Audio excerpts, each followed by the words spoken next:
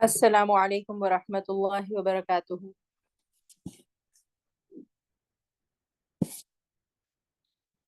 نحمده ونصلي على رسوله الكريم اما بعد فاعوذ باللہ من الشیطان الرجیم بسم اللہ الرحمن الرحیم رب اشرح لي صدری ويسر لي امری واحلل عقدۃ من لسانی یفقهوا قولی قالوا سبحانك لا علم لنا الا ما علمتنا انك انت العلیم الحکیم۔ پارہ نمبر 6 آیت نمبر 23 سے ہم ڈسکس کریں گے۔ اللہ پر بھروسہ رکھو اگر تم مومن ہو، ذرا ہاتھ پاؤں تو ہلاؤ۔ ہاتھ پاؤں ہلانا آپ کا اور میرا کام ہے۔ یعنی کیا کہا جا رہا تھا پریویس آیتوں میں؟ ایمان لانے کی بات کی جا رہی تھی، اور اللہ سبحانہ و تعالیٰ کا خوف جس کو ہے اسی کو اللہ تعالیٰ نعمت دے گا۔ تو یہی ٹاپک پہ ہم نے ڈسکس کیا تھا، اور اللہ کے خوف سے، اللہ کے جلال سے ڈر کر تقوی اختیار کرنا، یہ بات کہی جا رہی تھی۔ تقوی کی بات آ گئی تھی۔ پھر اللہ نے جو ہے ان کو اپنا خوف دکھایا تھا۔ یہاں پر جو بات آئی تھی بنی اسرائیل کی، تو وہاں پر بنی اسرائیلیوں نے کہا تھا ان جباروں کے مقابلے میں دروازے کے اندر چلے جاؤ، جب تم اندر پہنچ جاؤ گے تو تم ہی غالب رہو گے۔ مطلب کیا تھا کہ موسیٰ علیہ السلام کا ساتھ دو، سٹارٹ تو کرو، یعنی شروع تو کرو، دیکھو پھر تمہیں کیسے اپرچونٹیز ملیں گی۔ یعنی جو ہے ان لوگوں کے جو ریچولز ہوا کرتے تھے، سبات وغیرہ، تو یہاں پر بنی اسرائیل کا جو ذکر تھا، ان کو جو ہے ان کو خوف اللہ سبحانہ وتعالیٰ کا پرہیزگاری دکھانے کو کہا گیا، انہیں جو ہے اللہ سبحانہ وتعالیٰ کا خوف بتانے کو کہا جا رہا تھا۔ تو یہاں پر اللہ پر بھروسہ رکھو اگر تم مومن ہو، ذرا ہاتھ پاؤں تو ہلاؤ۔ ہاتھ پاؤں ہلانا آپ کا اور میرا کام، ارادہ کرنا آپ کا اور میرا کام ہے، اپرچونٹیز کھولنا اللہ کا کام ہے۔ تو لیکن انہوں نے پھر کہا اے موسیٰ ہم تو وہاں نہیں جائیں گے جب تک وہ وہاں بیٹھے ہوئے ہیں۔ ڈر رہتا تھا ان کو کہ سینکڑوں سال انہوں نے غلامی کی تھی، تو غلامی کی وجہ سے یہ جو تھے اب ڈر رہے تھے۔ کس سے ڈر رہے تھے وہ لوگ؟ تو ان لوگوں سے ڈر رہے تھے۔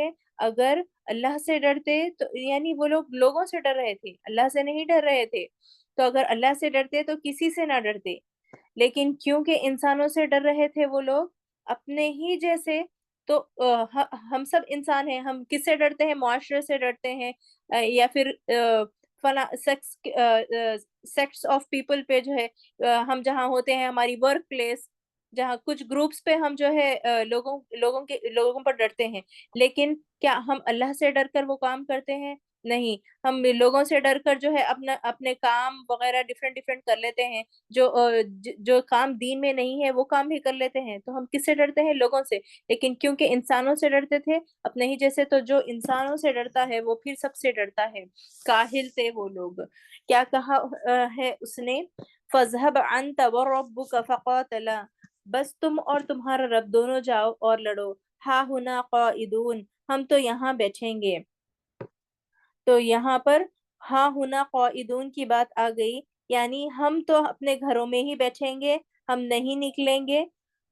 جو انہوں نے جو ہے ان کو سیٹرڈے کا ڈے جو ہوتا تھا، سبت جسے کہتے ہیں بنی اسرائیل، اسے وہ ڈے کو فالو نہیں کر رہے تھے، اس میں بھی جو ہے اور جو حرام اور حلال کے رولز انہیں دیے گئے تھے وہ توڑ رہے تھے۔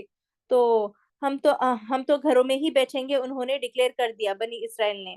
تو یہ بات ہم پر ہی فٹ ہوتی ہے، یہ بات آپ پر اور مجھے بھی فٹ ہوتی ہے، کہ اس پر موسیٰ علیہ السلام نے کہا اے میرے رب، میرے اختیار میں کوئی نہیں مگر یہ میری اپنی ذات یا میرا بھائی، پس تو ہمیں ان فاسق یا نافرمان لوگوں سے الگ کر دے۔ تو یہاں پر فاسق لفظ آیا ہے لیکن نافرمان لوگوں کے مراد سے۔ تو آج کل جو ہے یہاں پر مولویز جو ہیں، مسجد کے امام جو ہے، وہ درس دینے اور جو درس دینے والیاں ہیں، یا پھر وہ قرآن پڑھانے والے جو ہیں، یا پھر جو ہے جو بھی لوگ جو ہے قرآن پڑھاتے ہیں یا پھر درس دیتے ہیں، انہی پر یہ ذمہ داری کیوں تھوپی گئی؟ کیا قرآن صرف پرٹیکولر جو ہے گروپس آف پیپل کے لیے نازل کی گئی تھی؟ نہیں، یہ ذمہ داری قرآن کو جو ہے سمجھنے کی، عمل کرنے کی ذمہ داری تو ہر شخص کے اوپر نافذ کی گئی تھی۔ تو وہ کیا کہے بنی اسرائیل؟ ہاں انا قائدون، ہم تو اپنے گھروں میں ہی بیٹھے رہیں گے، آپ کر لیجئے جو آپ کو کرنا ہے، تو یہ بات ہم پر بھی فٹ ہوتی ہے۔ اس پر موسیٰ علیہ السلام نے کہا، اے میرے رب، میرے اختیار میں تو کچھ نہیں ہے مگر یہ اپنی ذات یا میرا بھائی، یہ ہم سب ایک ہیں، تو میرے اختیار میں نہیں ہے، صرف سب کچھ تیرے اختیار میں ہے۔ یہ کہہ دیا موسیٰ علیہ السلام نے۔ تو یہ بالکل وہ انداز ہے آج مسلمانوں کا کہ ہم مسلمان جو ہے آج ایفورڈ کرنے کو تیار نہیں ہیں۔ آج مسلمان اپنے آپ کو سود سے کیوں نہیں بچاتے؟ اس لیے کہ دنیا میں جو ہے سود کا سسٹم رائج ہے۔ آج مسلمان جو ہیں دھوکے اور کرپشن سے دور کیوں نہیں ہو پا رہے ہیں؟ کیونکہ وہ جو ہے کچھ سٹیپ آؤٹ کر کے کچھ سٹیپ نہیں لینا چاہتے۔ کہ ہومو سیکشوالٹی اتنی کامن ہو گئی کہ اس چیز کو روکنے کے لیے کیا کیا معاشرے نے اپنے خود کے جو ہے کئی عورتوں پہ ظلم ہوتا ہے سوسائٹی میں، کئی چیزیں ہوتے ہیں، کرپشن ہوتا ہے، دھوکا ہوتا ہے، برائبری ہوتی ہے، یہ تمام چیزوں کو روکنے کے لیے کوئی بھی کوئی سٹیپ نہیں اٹھاتا۔ تو آج مسلمان عورتیں حجاب کیوں نہیں کر پا رہی ہیں؟ اس لیے کہ جو معاشرے کے ایلیٹ کلاس لوگ ہیں وہ حجاب نہیں کرتے، ان کے بیچ اٹھنے بیٹھنے کی وجہ سے وہ لوگ بھی جو ہے حجاب فالو نہیں کر پاتے۔ آج مسلمان مرد داڑھی کیوں نہیں رکھتے؟ سنت کی وجہ سے، یا پھر داڑھی رکھنے والوں کو جو ہے کسی ملا یا کسی نام سے ان کو جو ہے پکارا جاتا ہے، تو اس بلی سے بچنے کے لیے، اس ملا بیشنگ کی سے بچنے کے لیے داڑھی نہیں رکھتے۔ ایسا بھی ہو گیا ہے۔ تو لوگ کس سے ڈر رہے ہیں یہاں پر؟ لوگوں سے ڈر رہے ہیں، اللہ سے ڈرنے کے بجائے۔ تو یہ سب چیزیں ہیں، جب جو ہے آدھے سے زیادہ دنیا اسلام قبول کر لے گی، جیسا اسلام نازل ہوا ہے، یعنی قرآن نازل ہوا ہے، دین کو جس طرح قرآن میں بتایا گیا ہے اس پر عمل کرنا شروع کر دیں گے، بنا لوگوں سے ڈرے، بنا جھجک کے، تو پھر جو ہے ہماری لائف بالکل ڈیفرنٹ ہوگی۔ ابھی تو ہاں ہی نہ خواہدون، ہم تو اب بیٹھے رہیں گے، انہوں نے کہہ دیا ابھی تو ہم کوئی ایفرٹ نہیں کر سکتے۔ تو اللہ نے جواب دیا یہاں پر، اچھا تو وہ ملک بیت المقدس 40 سال تک ان پر حرام ہے۔ یعنی اللہ نے جو ہے ان کے اوپر یہ سزا نازل کر دی کہ 40 سال تک وہ سٹیٹک رہیں گے وہاں پر، انہیں جو ہے وہاں سے جو ہے ٹریولنگ بھی کرنا منع ہے، وہیں رہ جائیں گے وہ لوگ۔ یتیہنا فی الارض، یہ زمین میں مارے مارے پھریں گے، یعنی ان نافرمانوں کی حالت پر ہرگز درست نہ کھاؤ۔ اللہ تعالیٰ نے ان کو وہاں بٹھا دیا، اور روایت میں آتا ہے کہ 40 سال تک یہ اسی علاقے میں رہے۔ کیوں؟ کیونکہ بنی اسرائیلیوں نے نافرمانیوں پہ نافرمانیاں کرتے گئے، جو حکم آتا گیا وہ حکم ریجیکٹ کرتے گئے، اور پھر انہوں نے پیغمبروں کا بھی قتل کیا، کئی جو ہے اس طرح کی سرکشیاں انہوں نے کی، گمراہیاں کی۔ تو اس لیے اللہ سبحانہ وتعالیٰ نے انہیں فائنلی یہ ڈکلیئر کر دیا کہ تم اب 40 سال تک جو ہے تمہیں جو ہے اس ملک سے نکلنا جو ہے حرام ہو گیا ہے۔ پھر 40 سال میں اللہ تعالیٰ نے ایک نئی نسل جو تھی وہاں پر چڑھائی، جنہوں نے آزاد فضا میں سانس لی، کیونکہ یہ لوگ تو فرعون سے بچ کر، فرعون کی قوم سے بچ کر صحرے سینا، ماؤنٹ سینا میں آئے تھے، تو یہ تو غلام قوم تھی۔ اب جو ان کے بچے ہوئے 40 سال تک، وہ جب تک جوان ہوئے، ان کے بچے جب بڑے بڑے ہوئے یا جوان ہوئے، تو انہوں نے آزاد فضا میں آنکھ کھولی، اور پھر ان کے ذریعے اللہ تعالیٰ نے تبدیلی لا کر ایک اور موقع بنی اسرائیلیوں کو دکھایا۔ آگے سورہ مائدہ آیت نمبر 27 سے کنٹینیو کریں گے، اور ذرا انہیں آدم علیہ السلام کے 2 بیٹوں کا قصہ بھی بے کم و کست سنا دو۔ کم و کاست سنا دو۔ آدم علیہ السلام کے بیٹوں کا قصہ یہاں پر آ رہا ہے، یہاں پر حابیل اور قابیل جو ہیں۔ تو یہاں پر ایک بات کلیئر کرنی چاہیے، ایک مسکنسپشن رہ گیا ہے ہمارے نالج میں، علم میں، کہ روایت میں یہ بات آتی ہے کہ بعض جگہ پر کہ آدم علیہ السلام کے بیٹوں میں جو جھگڑا ہوا تھا وہ کسی عورت کی وجہ سے ہوا تھا، لیکن ایسا کچھ نہیں ہے۔ یہ مسکنسپشن ہم کلیئر کر دیں، جو لڑائی ہوئی تھی وہ کسی عورت کی وجہ سے نہیں ہوئی تھی۔ اب آپ کو پتا چل جائے گا کہ ان کے درمیان میں جھگڑا کیسے ہوا تھا آگے۔ تو جب ان دونوں نے قربانی کی تو ان میں سے ایک کی قربانی قبول ہو گئی، تو یعنی حابیل کی قربانی قبول ہو گئی تھی، اور دوسرے کی قربانی قبول نہیں ہوئی تھی۔ دوسرے کا نام تھا قابیل۔ اس نے کہا میں تجھے مار ڈالوں گا۔ کیوں اس نے کہا مار ڈالوں گا؟ جلسی کی وجہ سے، جلس ہو گیا تھا۔ اس نے جواب دیا اللہ تو متقیوں ہی کی نظریں قبول کرتا ہے۔ اس نے کہا میں تجھے مار ڈالوں گا۔ اس نے آگے سے جواب میں یہ نہیں کہا کہ تم تو ہو ہی ایسا، تمہارا کام ہی مارنا ہے، تم خراب ہو، ایسے تانے نہیں دیے۔ حابیل نے طنز کی کلام نہیں کہے، بس کہہ دیا کہ اللہ تو متقیوں کی نظریں قبول کرتا ہے. پازیٹیولی کمنٹ کیا تھا حابیل نے. یہ بس ابھی امی کو جا کر شکایت کر آتا ہوں ایسا نہیں کہا. اس نے جب پازیٹیولی ری انفورس کیا یہ سچویشن کو، میں ابھی جا کے ابا کو بتا کے آتا ہوں نہیں کہا انہوں نے. بس سمپل میچور والا جواب، حلم یعنی میچورٹی والا جواب دیا. اللہ تو متقیوں ہی کی نظریں قبول کرتا ہے. تو کبھی کبھی پازیٹیو ری انفورسمنٹ کرنے سے بھی سچویشن ایک دم جو ڈفرینٹ ہو جاتا ہے اور سچویشن میں برکت آ جاتی ہے.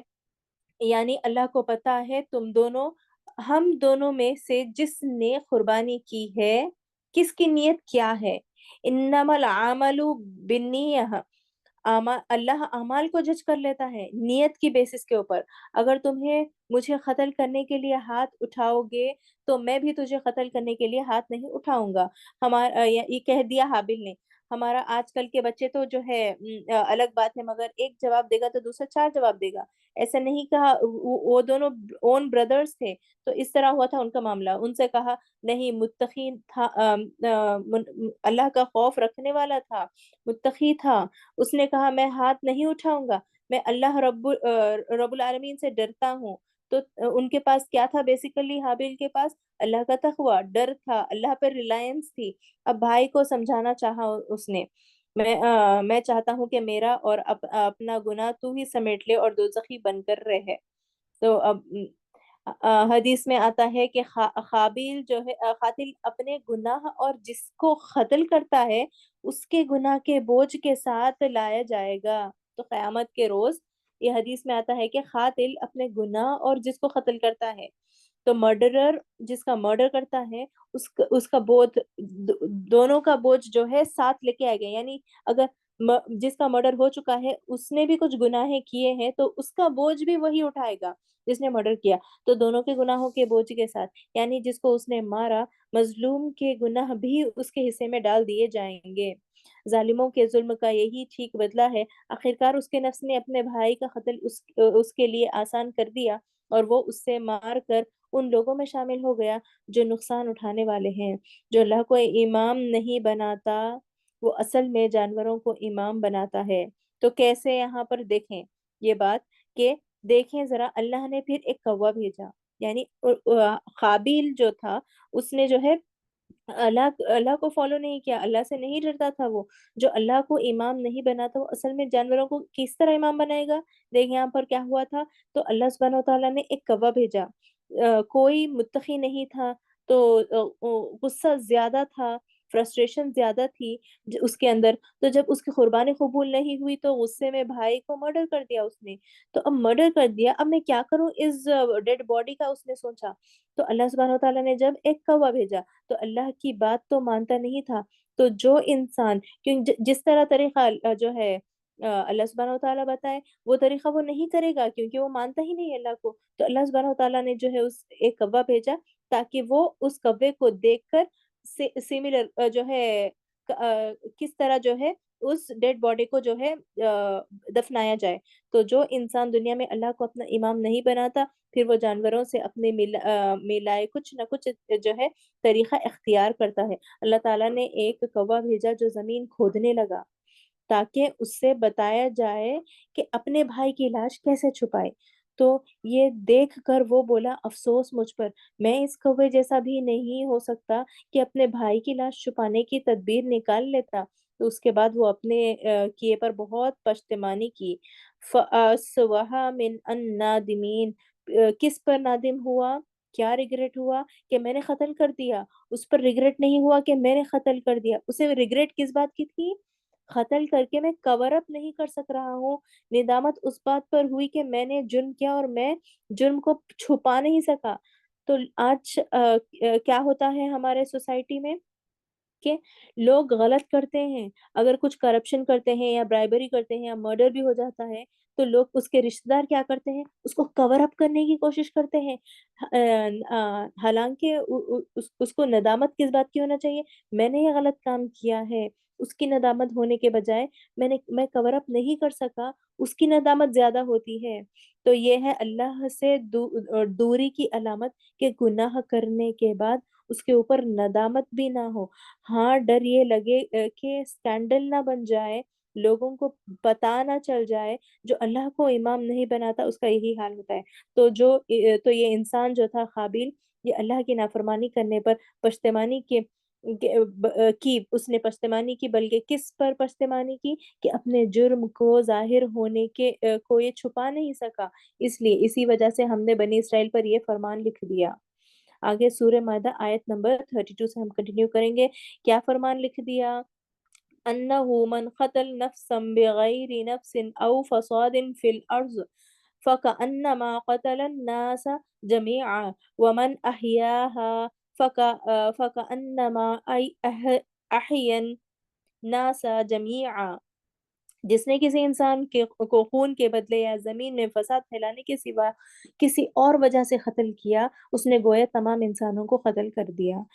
اور جس نے کسی کو زندگی بخشی، اس نے گویا تمام انسانوں کو زندگی بخشی. یہاں بتا دیا گیا عزت جان کی بات، یہ واضح کر دی گئی کہ عزت جان، انسان کی جان کی حفاظت کی جائے گی. تو یہاں پر جو ہے جو ڈاکٹرز ہوتے ہیں ان کو جو ہے فخر کرنا چاہیے کہ اللہ تعالیٰ نے ان کو جان بچانے کا موقع دیا ہے. تو اس طرح کے نوبل پروفیشن کو نوبلٹی مینٹین کی جائے.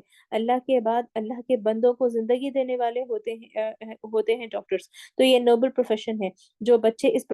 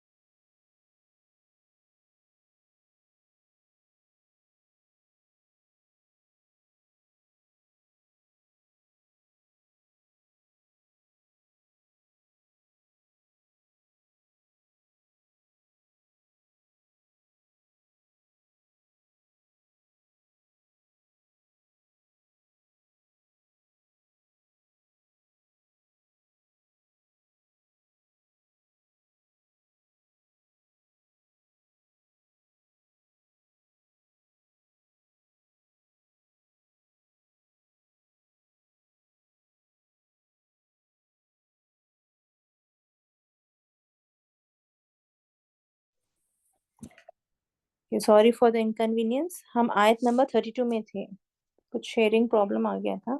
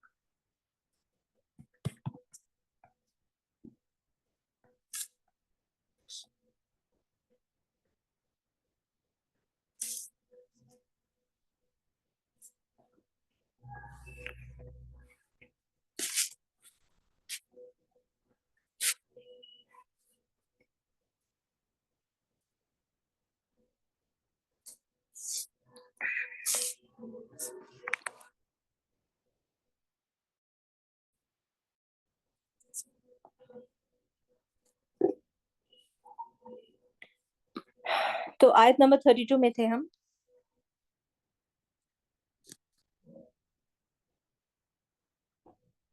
تو ہم ڈسکس کر رہے تھے किसी की जान बचाने वाली बात, और जो शख्स किसी का मर्डर करता है वो गोया के तमाम इंसानों का कत्ल कर दिया उसने, और जिस किसी ने किसी की ज़िंदगी बख्शी उसने गोया तमाम इंसानों को ज़िंदगी बख्शी।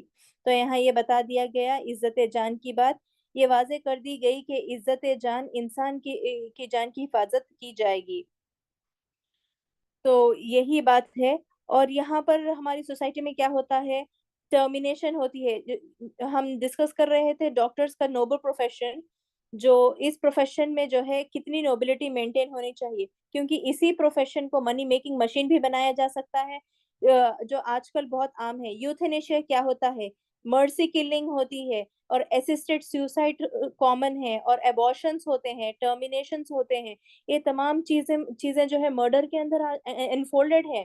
अल्लाह ताला ने यहाँ बता दिया है कि इज़्ज़त जान की वैल्यू को, कि जिसने किसी एक इंसान को क़त्ल किया, उसने गोया तमाम इंसानियत को क़त्ल कर दिया। तो यहाँ हम सोचे अच्छा हम तो डॉक्टर नहीं, हम तो मर्सी किलिंग नहीं करते, हम तो यूथेनेशिया नहीं करते, हम ये सोचेंगे। लेकिन अबॉर्शंस कितने कॉमन हैं यहाँ पर गौर करें। अबॉर्शंस क्या होते हैं? वो एक कि हम सब जो है औरतें हैं, हम देखें कि यूजुअली हमें किसी की जान बचाने का मौका हमें मिलता या नहीं मिलता वो अलग बात है। लेकिन अबॉर्शन हर औरत के हाथ में है, वो जो है जिसने किसी एक की जान बचाई उसने गोया तमाम इंसानियत की जान बचा ली। तो क्या ये बात सिर्फ़ मर्डर या जो जिसने मर्डर किया या फिर नहीं किया उतनी है? नहीं, ये बात हर औरत के ऊपर भी एक ज़िम्मेदारी है। और किस तरह? और जिसने किसी एक का कत्ल किया उसने गोया तमाम इंसानियत को कत्ल कर दिया, ये बात हम जानते हैं। तो यहाँ पर क्या बात है यहाँ पर कि अ, अगर जो है किसी ने एबॉर्शन का सोचा तो वो एक कत्ल के बराबर हो जाएगा। किसी की हो सकता है अनप्लान्ड प्रेगनेंसी रही होगी, उसने ट्राई किया अबॉर्ट कराने के लिए, तो क्या वो जो है मर्डर में जो है नहीं आएगी बात? ऐसा नहीं है कि आप फर्स्ट मंथ में अबॉर्शन करवा लें तो जायज़ है, या फिर सेकंड मंथ में अबॉर्शन करवा लें तो ये जायज़ है। नहीं है, वो भी जो है मर्डर के अंदर एनफ़ोल्डेड है ये चीज़। और किस तरह? क्योंकि रूह आती है 120th डे ऑफ लाइफ़ में, तो 120th डे में रूह आती है। तो क्या वो एक अल्लाह बंदे की जान लेना नहीं होता? क्या क्या वो ये बंदे की जान लेना ही तो है। तो जान तो उस बंदे में पहले दिन से होती है, रूह आती है 120th डे के ऊपर। ये ज़िंदगी का मतलब है। नहीं, रूह का मतलब रूह की बात ही नहीं है। उस वक़्त रूह को तो साइंस आज तक प्रूव ही नहीं कर सकी। रूह क्या चीज़ होती है, वो क्या चीज़ है, तो उसको तो साइंस आज तक मटीरियलिस्टिकली ही प्रूव नहीं कर सकी। और जब जान की बात है, जब यहाँ पर हाबिल और काबिल के मर्डर की बात आ गई, तो हम ये टॉपिक डिस्कस करेंगे कि एबॉर्शंस भी इसके अंदर एनफोल्डेड है। तो जान की बात है, और जान किस वक़्त आती है? जिस वक़्त मर्द के क्या और औरत का ओवम और स्पर्म मिलता है, उसी लम्हे जब अल्लाह के हुक्म से फर्टिलाइज़ेशन होकर ज़ाइगोट बनता है। तो जो पहला सेल बनता है डीएनए का, वही लाइफ एंटाइटी होती है, ज़िंदा सेल होता है वो। ए cell is a live I mean वो ज़िंदा होता है, हम साइंस के थ्रू पढ़ते हैं। तो किसी इंसान की सेक्स डिटेक्शन भी इससे पहले डीएनए से हो सकती है। तो क्या मुराद है ये तमाम चीज़ें डिस्कस करने का कि मर्डर में एबॉर्शन भी एनफोल्डेड है।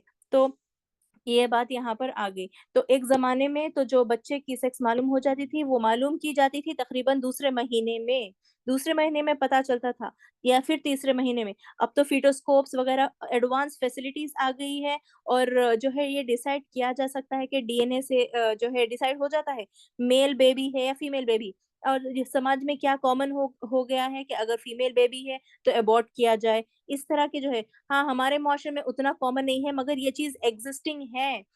तो ये बात यहाँ पर एम्फसाइज़ होनी चाहिए थी। तो आप सल्लल्लाहु अलैहि वसल्लम की हदीस का मकसद यहाँ आता है, मन आना अला क़त्ल मुअमिनुन बिशत्रि कलिमातिन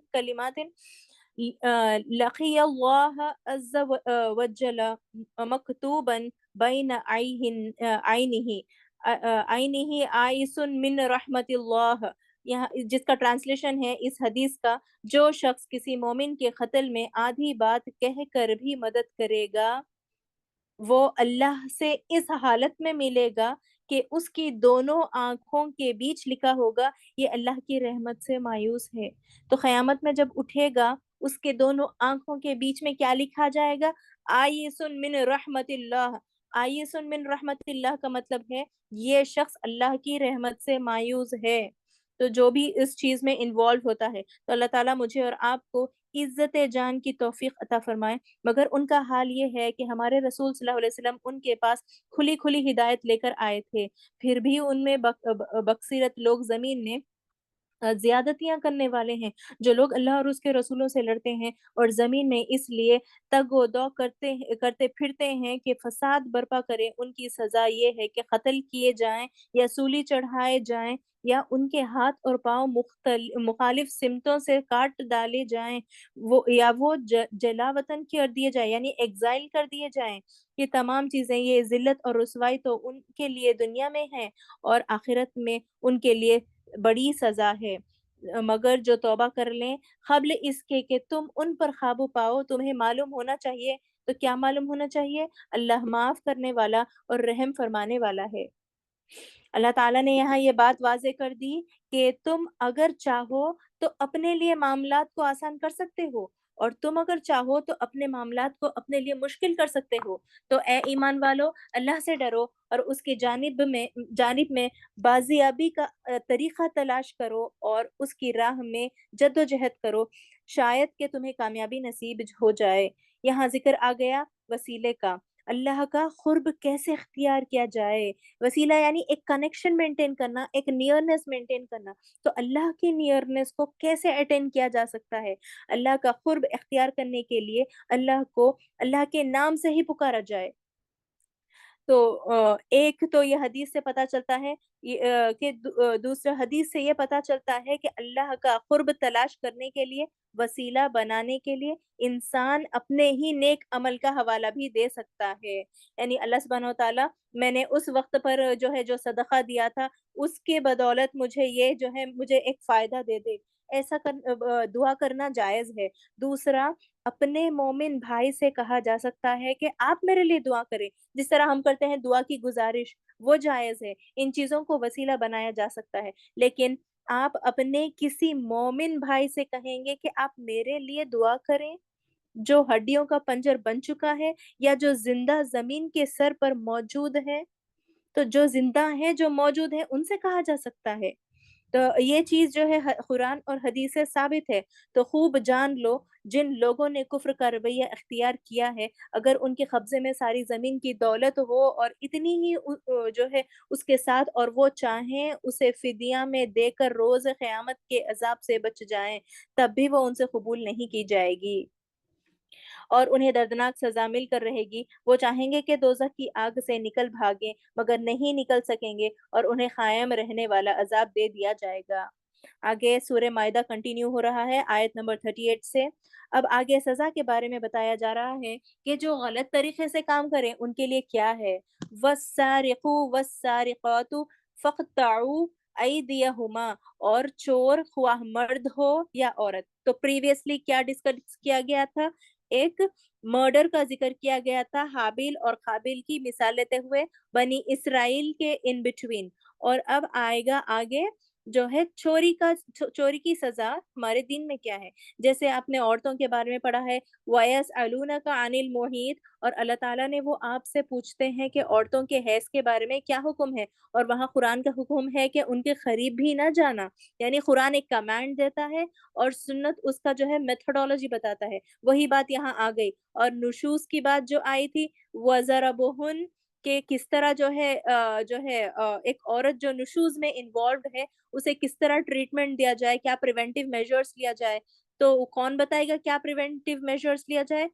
سنت بتائے گی، حدیث بتائے گی، رسول اللہ صلی اللہ علیہ وسلم کی کلام بتائے گا، رسول اللہ صلی اللہ علیہ وسلم کی حدیث بتائے گی، تو میتھڈولوجی۔ تو اسی طرح چوری کی سزا بتا دی گئی اس آیت میں، ان کے ہاتھ کاٹ دو۔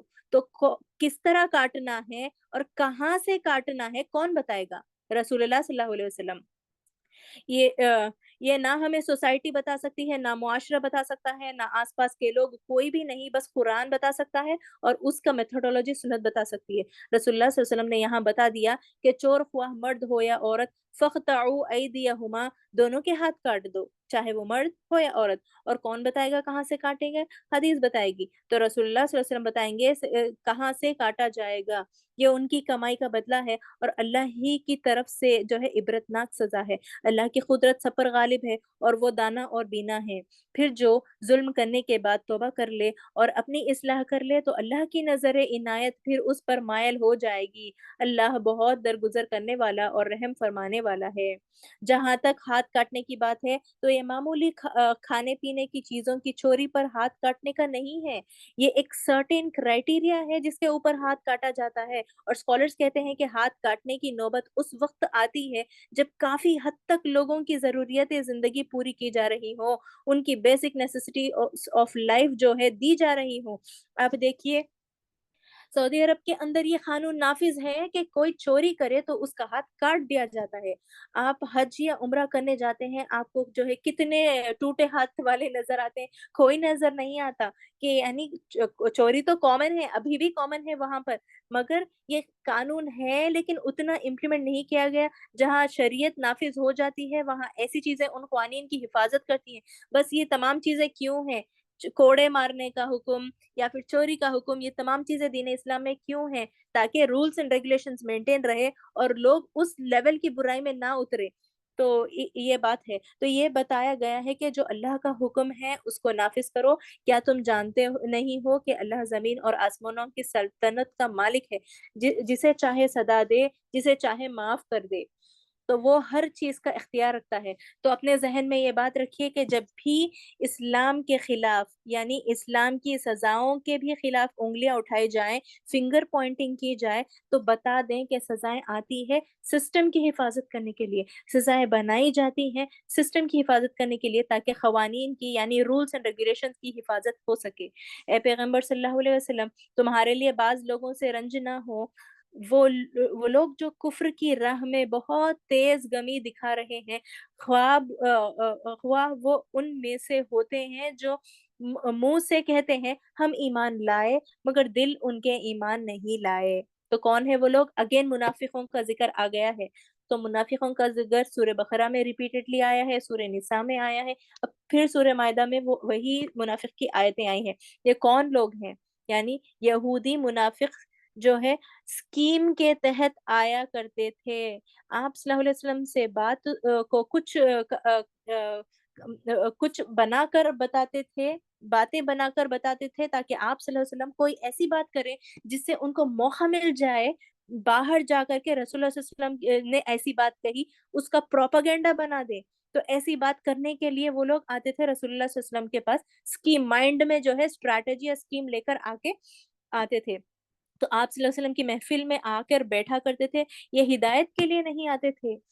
تو جب رسول اللہ صلی اللہ علیہ وسلم سرمنز ڈیلیور کرتے تھے یا پھر ممبر پر ٹھہر کے اپنی پلپٹ پر ٹھہر کے سرمنز ڈیلیور کرتے تھے، اس موقع پر وہ آ کر محفل میں بیٹھا کرتے تھے، مگر ان کے دل میں ایمان نہیں تھا، بس ان کے دل مائنڈ میں ایک اسٹریٹجی تھی، کہیں کچھ ایسے الفاظ مل جائے کہ اس کو ہم فیبریکیٹ کر کے لوگوں تک غلط وے میں پہنچائے۔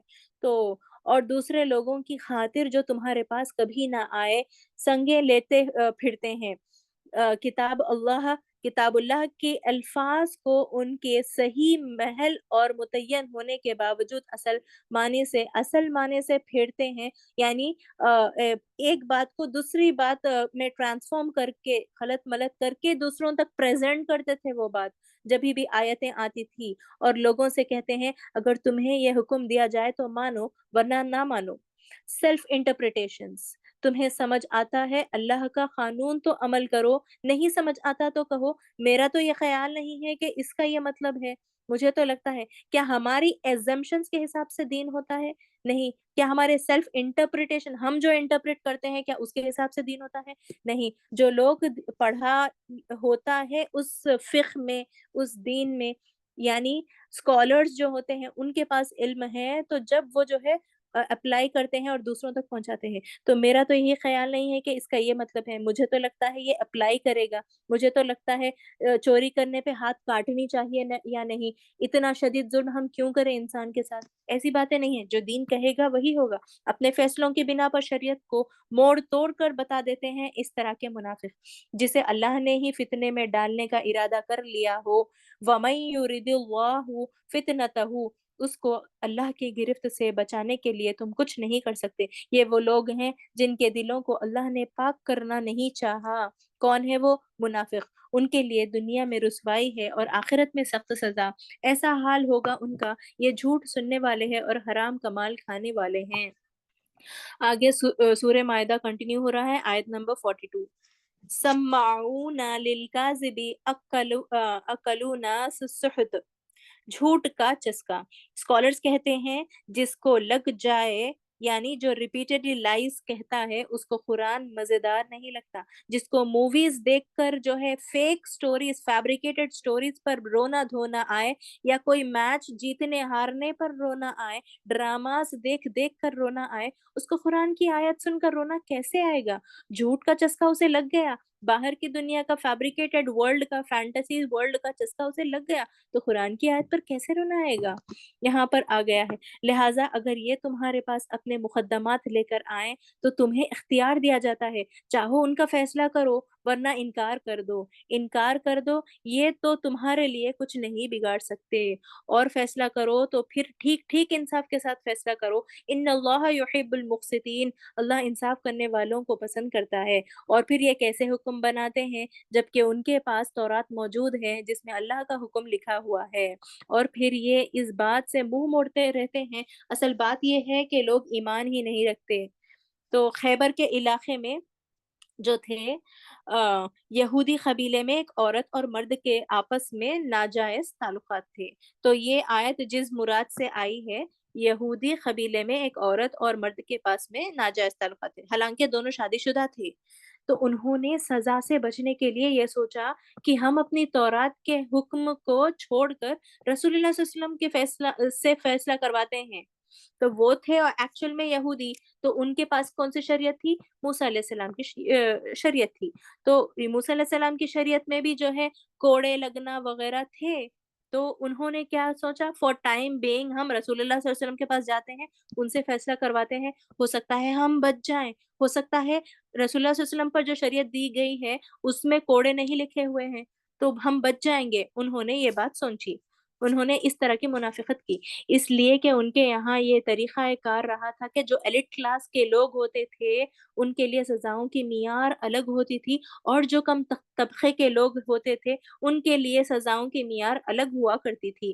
تو جب یہ رسول آ، تو الگ ہوتی تھی، تو ڈفرینٹ موسیٰ علیہ السلام کی شریعت میں اس طرح ہوتا تھا، تو ڈفرینٹ کلاس کے لوگوں کے اوپر ڈفرینٹ کلاس کے سزائیں ہوا کرتی تھی۔ جب یہ رسول اللہ صلی اللہ علیہ وسلم کے پاس آئے، آپ صلی اللہ علیہ وسلم نے پوچھا کہ تمہاری کتاب میں اس گناہ کی کیا سزا ہے؟ تو انہوں نے بتایا کہ رجم کی سزا ہے، یعنی سٹوننگ ٹو ڈیتھ، رجم کی یعنی کوڑے مارنے کی سزا ہے۔ اللہ کے رسول صلی اللہ علیہ وسلم نے اس کو کنٹینیو کیا اور انہوں نے کہا کہ یہی سزا تم دونوں کی دی جائے گی، اس کی طرف اشارہ کیا گیا ہے۔ تو یہاں پر ایک رسول اللہ صلی اللہ علیہ وسلم کی حکمت دیکھیں، ان کی وزڈم دیکھیں کہ کون تھے وہ لوگ؟ یہودی، یعنی وہ تھے ایکچوئل میں موسیٰ علیہ السلام کی پروجنی میں تھے وہ لوگ، اور جو ہے ان کو فالو کرنے والے تھے۔ تو آپ فی الحال جو ریلیجین میں ہیں، آپ جس ریلیجن کو فالو کرتے ہیں، اسی کے جو ہے حساب سے آپ کو جو ہے سزا ملے گی۔ یہ ایک حکمت والی بات تھی جو رسول اللہ صلی اللہ علیہ وسلم نے دکھائی، یعنی یہ ایسے لوگ ہیں جو نہ تو قرآن پر ایمان لاتے ہیں اور نہ خود اپنے کتاب تورات پر ایمان رکھتے تھے۔ تو ہم نے تورات نازل کی جس میں ہدایت اور روشنی تھی، سارے نبی جو مسلمان تھے اسی کے مطابق ان یہودیوں کے معاملات کا فیصلہ کرتے تھے۔ اسی طرح ربانی یعنی علماء اور اہبر، جو جیوز کے اہبر یعنی وہاں کے اسکالرز ہوتے تھے جیوز کے، اسی پر فیصلوں کے مدار رکھتے تھے، کیونکہ انہیں کتاب اللہ کی حفاظت کا ذمہ دار بنایا گیا تھا۔ تو اہبر جو ہوتے تھے وہ اسکالرز آف جیوز جو ہے، قانونی تعلیمات دینے والے لوگ، جیسے مفتی ہمارے پاس ہوتے ہیں ان کے پاس اہبر ہوتے ہیں، تو وہ جو ہے فرقی مسائل بتاتے ہیں۔ قاضی ان کا ذکر ہے، ان لوگوں کا قول تھا کہ ان کا کہنا تھا، ربانی اور رہبر گواہی دیتے تھے کہ کتاب تورات میں جو لکھا ہے وہ ہم صحیح بتائیں گے، لیکن یہ اپنی خواہشات کے مطابق ان احکامات کو موڑ توڑ کر بتایا کرتے تھے۔ تو ایکچوئل میں انہی کے اسکالرز صحیح بات کو تورات میں جو ہے اسی بات کو موڑ توڑ کر اپنی خواہشات کے حساب سے بتاتے تھے. تو احبر ہو گئے وغیرہ تو مسائل بتانے والے. اب ربانی کون ہوتے ہیں؟ ربانی وہ تھے جو تزکیہ کریں، جو اخلاقی تعلیمات دیں، مینرز کے بارے میں، آداب کے بارے میں بتاتے تھے. وہ لوگ احبر کیا بتاتے تھے؟ لاس اینڈ ریگولیشن اور فقہی مسائل بتاتے تھے. ربانی جو ہے گڈ مینرز اور ادب بتاتے تھے. دونوں کا ذکر یہاں پر آ گیا. اور پس اے گروہ یہود، تم لوگوں سے نہ ڈرو بلکہ مجھ سے ڈرو. فلا تخشون الناس وخشونی. ہم کہتے ہیں بچوں کو بچوں کو ڈراؤ نہیں، اللہ سے ڈرو. اللہ سے ڈرو گے تو اللہ سے دور ہو جاؤ گے. اللہ نے قرآن میں اب تک جو ہے آپ بھی جو ہے یہاں تک ہم 6 جز تک پڑھ چکے ہیں. اللہ تعالیٰ نے اب تک کتنی مرتبہ یہ کہہ دیا فلا تخشوا الناس وخشونی. ان سے ڈرو، مجھ سے ڈرو، ان سے نہ ڈرو، مجھ سے ڈرو. یہ بات ریپیٹڈلی کہی گئی. اللہ سے ڈرو، میرا تقوی اختیار کرو اور میری آیت کو ذرے ذرے سے معاوضہ لے کر بیچنا چھوڑ دو. جو اللہ کی نازل کردہ بیچنے سے مراد یہاں پر ہے اپنی خواہشات کی پیروی نہ کرو، اپنی خواہشات کے حساب سے اپنا دین ریزیوم نہ کرو. آپ جس طرح دین بتایا گیا ہے اس طرح دین کو جو ہے تھام لو. کسی ڈیسیشنز میں ہو یا پھر اپنے کسی جو ہے لائف کے سٹیپ میں. تو تورات میں ہم نے یہودیوں پر یہ حکم لکھ دیا تھا کہ جان کے بدلے میں جان، آنکھ کے بدلے آنکھ، ناک کے بدلے ناک، کان کے بدلے کان، ڈانٹ کے بدلے ڈانٹ اور تمام زخموں کے لیے برابر کا بدلہ ہوگا. یہ بات تھی تورات میں. پھر جو قصاص کا صدقہ کر دے تو وہ اس کے لیے کفارہ ہے. اور جو لوگ اللہ کے نازل کردہ قانون کے مطابق فیصلہ نہ کرے وہی ظالم ہے. اللہ کی کتاب کی حفاظت اس پر عمل کرنے سے ہوتی ہے. تو اگر اللہ کی کتاب کی حفاظت عمل کرنے سے ہوتی ہے. بس یاد رکھ لیں، اگر آپ چاہتے ہیں، آپ اور میں چاہتے ہیں کہ آپ اللہ کی کتاب کی حفاظت کرنے والے بن جائیں، تو آپ اور میں اس کتاب کے احکامات، جو بھی لاس اینڈ ریگولیشنز ہیں، کمانڈز ہیں اللہ سبحانہ و تعالیٰ کے، اس پر عمل کرنا شروع کر دیں اور عمل میں ڈھل جائیں. آگے سورہ مائدہ کنٹینیو ہو رہا ہے آیت نمبر 46 سے. پھر ہم نے ان پیغمبروں کے بعد مریم کے بیٹے عیسیٰ علیہ السلام کو بھیجا. تورات میں سے جو کچھ اس کے سامنے موجود تھا وہ اس کی تصدیق کرنے والا تھا. وَآتَيْنَاهُ الْإِنْجِيلَ فِيهِ هُدًى وَنُورٌ. اور ہم نے اس کو انجیل عطا کی، یعنی عیسیٰ علیہ السلام کو، جس میں رہنمائی اور روشنی تھی. ہمارے ذہنوں میں جو بھی کنفیوژنس ہیں، اللہ تعالیٰ نے میری اور آپ کی کتاب کو نور بنا کر بھیجا ہے. آپ کے اور میرے لیے جو ہے اللہ سبحانہ تعالیٰ نے قرآن کو نور بنا کر بھیجا، روشنی بنا کر بھیجا، ہدایت بنا کر بھیجا ہے. تو آپ کی اور میری ڈاؤٹس جو بھی ہے کہاں سے دور ہونے والی ہے؟ جب ہم قرآن پڑھیں گے، سمجھیں گے اور عمل کرنا شروع کریں گے. تو جب اور اس کتاب سے قریب آ جائیں. یہ رمضان کا مہینہ ہے، بہت بہترین چانس ہے ہمارے پاس اس قرآن کی قربت حاصل کرنے کا، اللہ کی قربت حاصل کرنے کا. آپ کی زندگی کے اندھیرے دور ہو جائیں گے انشاءاللہ. اور وہ بھی تورات میں سے جو کچھ اس وقت تھا، اللہ سبحانہ و تعالیٰ نے رہنمائی کہی ہے اور روشنی بھی کہی ہے. تو کیا وہ روشنی ہمارے زندگیوں کے اندھیروں کو دور نہیں کر سکے گی؟ قرآن کی روشنی بالکل کرے گی انشاءاللہ. ہم بھی اپنی کتاب کو پڑھیں تو صرف برکت کے لیے نہیں پڑھیں، صرف برکت کے لیے یا پھر جو ہے ہم نے جو ہے پلے کر کے رکھ دیا ہے آڈیوز. نہیں، ہدایت کے لیے پڑھیں، سمجھیں. ہمیں سمجھنے کا حکم دیا گیا ہے. افلا یتدبرون القرآن، ہمیں یہ کہا گیا ہے تم غور و فکر کرو. اس لیے ہم نے بھیجا تاکہ تمہارے دلوں کو بدلے یہ کتاب اور تمہارا سیلف پیوریفیکیشن ہو سکے. یہ مقصد ہے قرآن کو بھیجنے کا. ہمارا حکم تھا کہ اہل انجیل قانون کے مطابق فیصلہ کریں گے جو اللہ نے اس میں نازل کیا ہے. اور جو لوگ اللہ کے نازل کردہ قانون کے مطابق فیصلہ نہ کرے وہی فاسق ہیں. تو فاسق کا ریپیٹڈ میننگ آیا ہے. سمپل میننگ ہم کیچ کر لیں، امبیلنس کریٹ کرنے والا. چاہے وہ کسی بھی لیول کا امبیلنس ہو، اور امبیلنس چاہے وہ ایٹ دا ہوم لیول ہو، دو انسان کے بیچ میں امبیلنس ہو رہا ہو، یا ایک فیملی لیول ہو، یا پھر سوسائٹی لیول ہو، یا پھر انٹرنیشنل، نیشنل یا انٹرنیشنل لیول. کسی بھی لیول کا امبیلنس کو फासिक लफ्ज़ अप्लाई होता है। इसलिए कि किताब आती है ज़िंदगियों में नाफ़िज़ होने के लिए, ताकि ज़िंदगी में उसके मुताबिक फ़ैसला किए जाएँ। ये नेमत होती है, अगर इस नेमत को ठुकरा दिया जाए, यानी कुरान को ठुकरा दिया जाए, तो फिर आपको फ़ायदे भी दुनिया के नहीं मिलते, ना दुनिया में फ़ायदा मिलेगा और ना आखिरत में।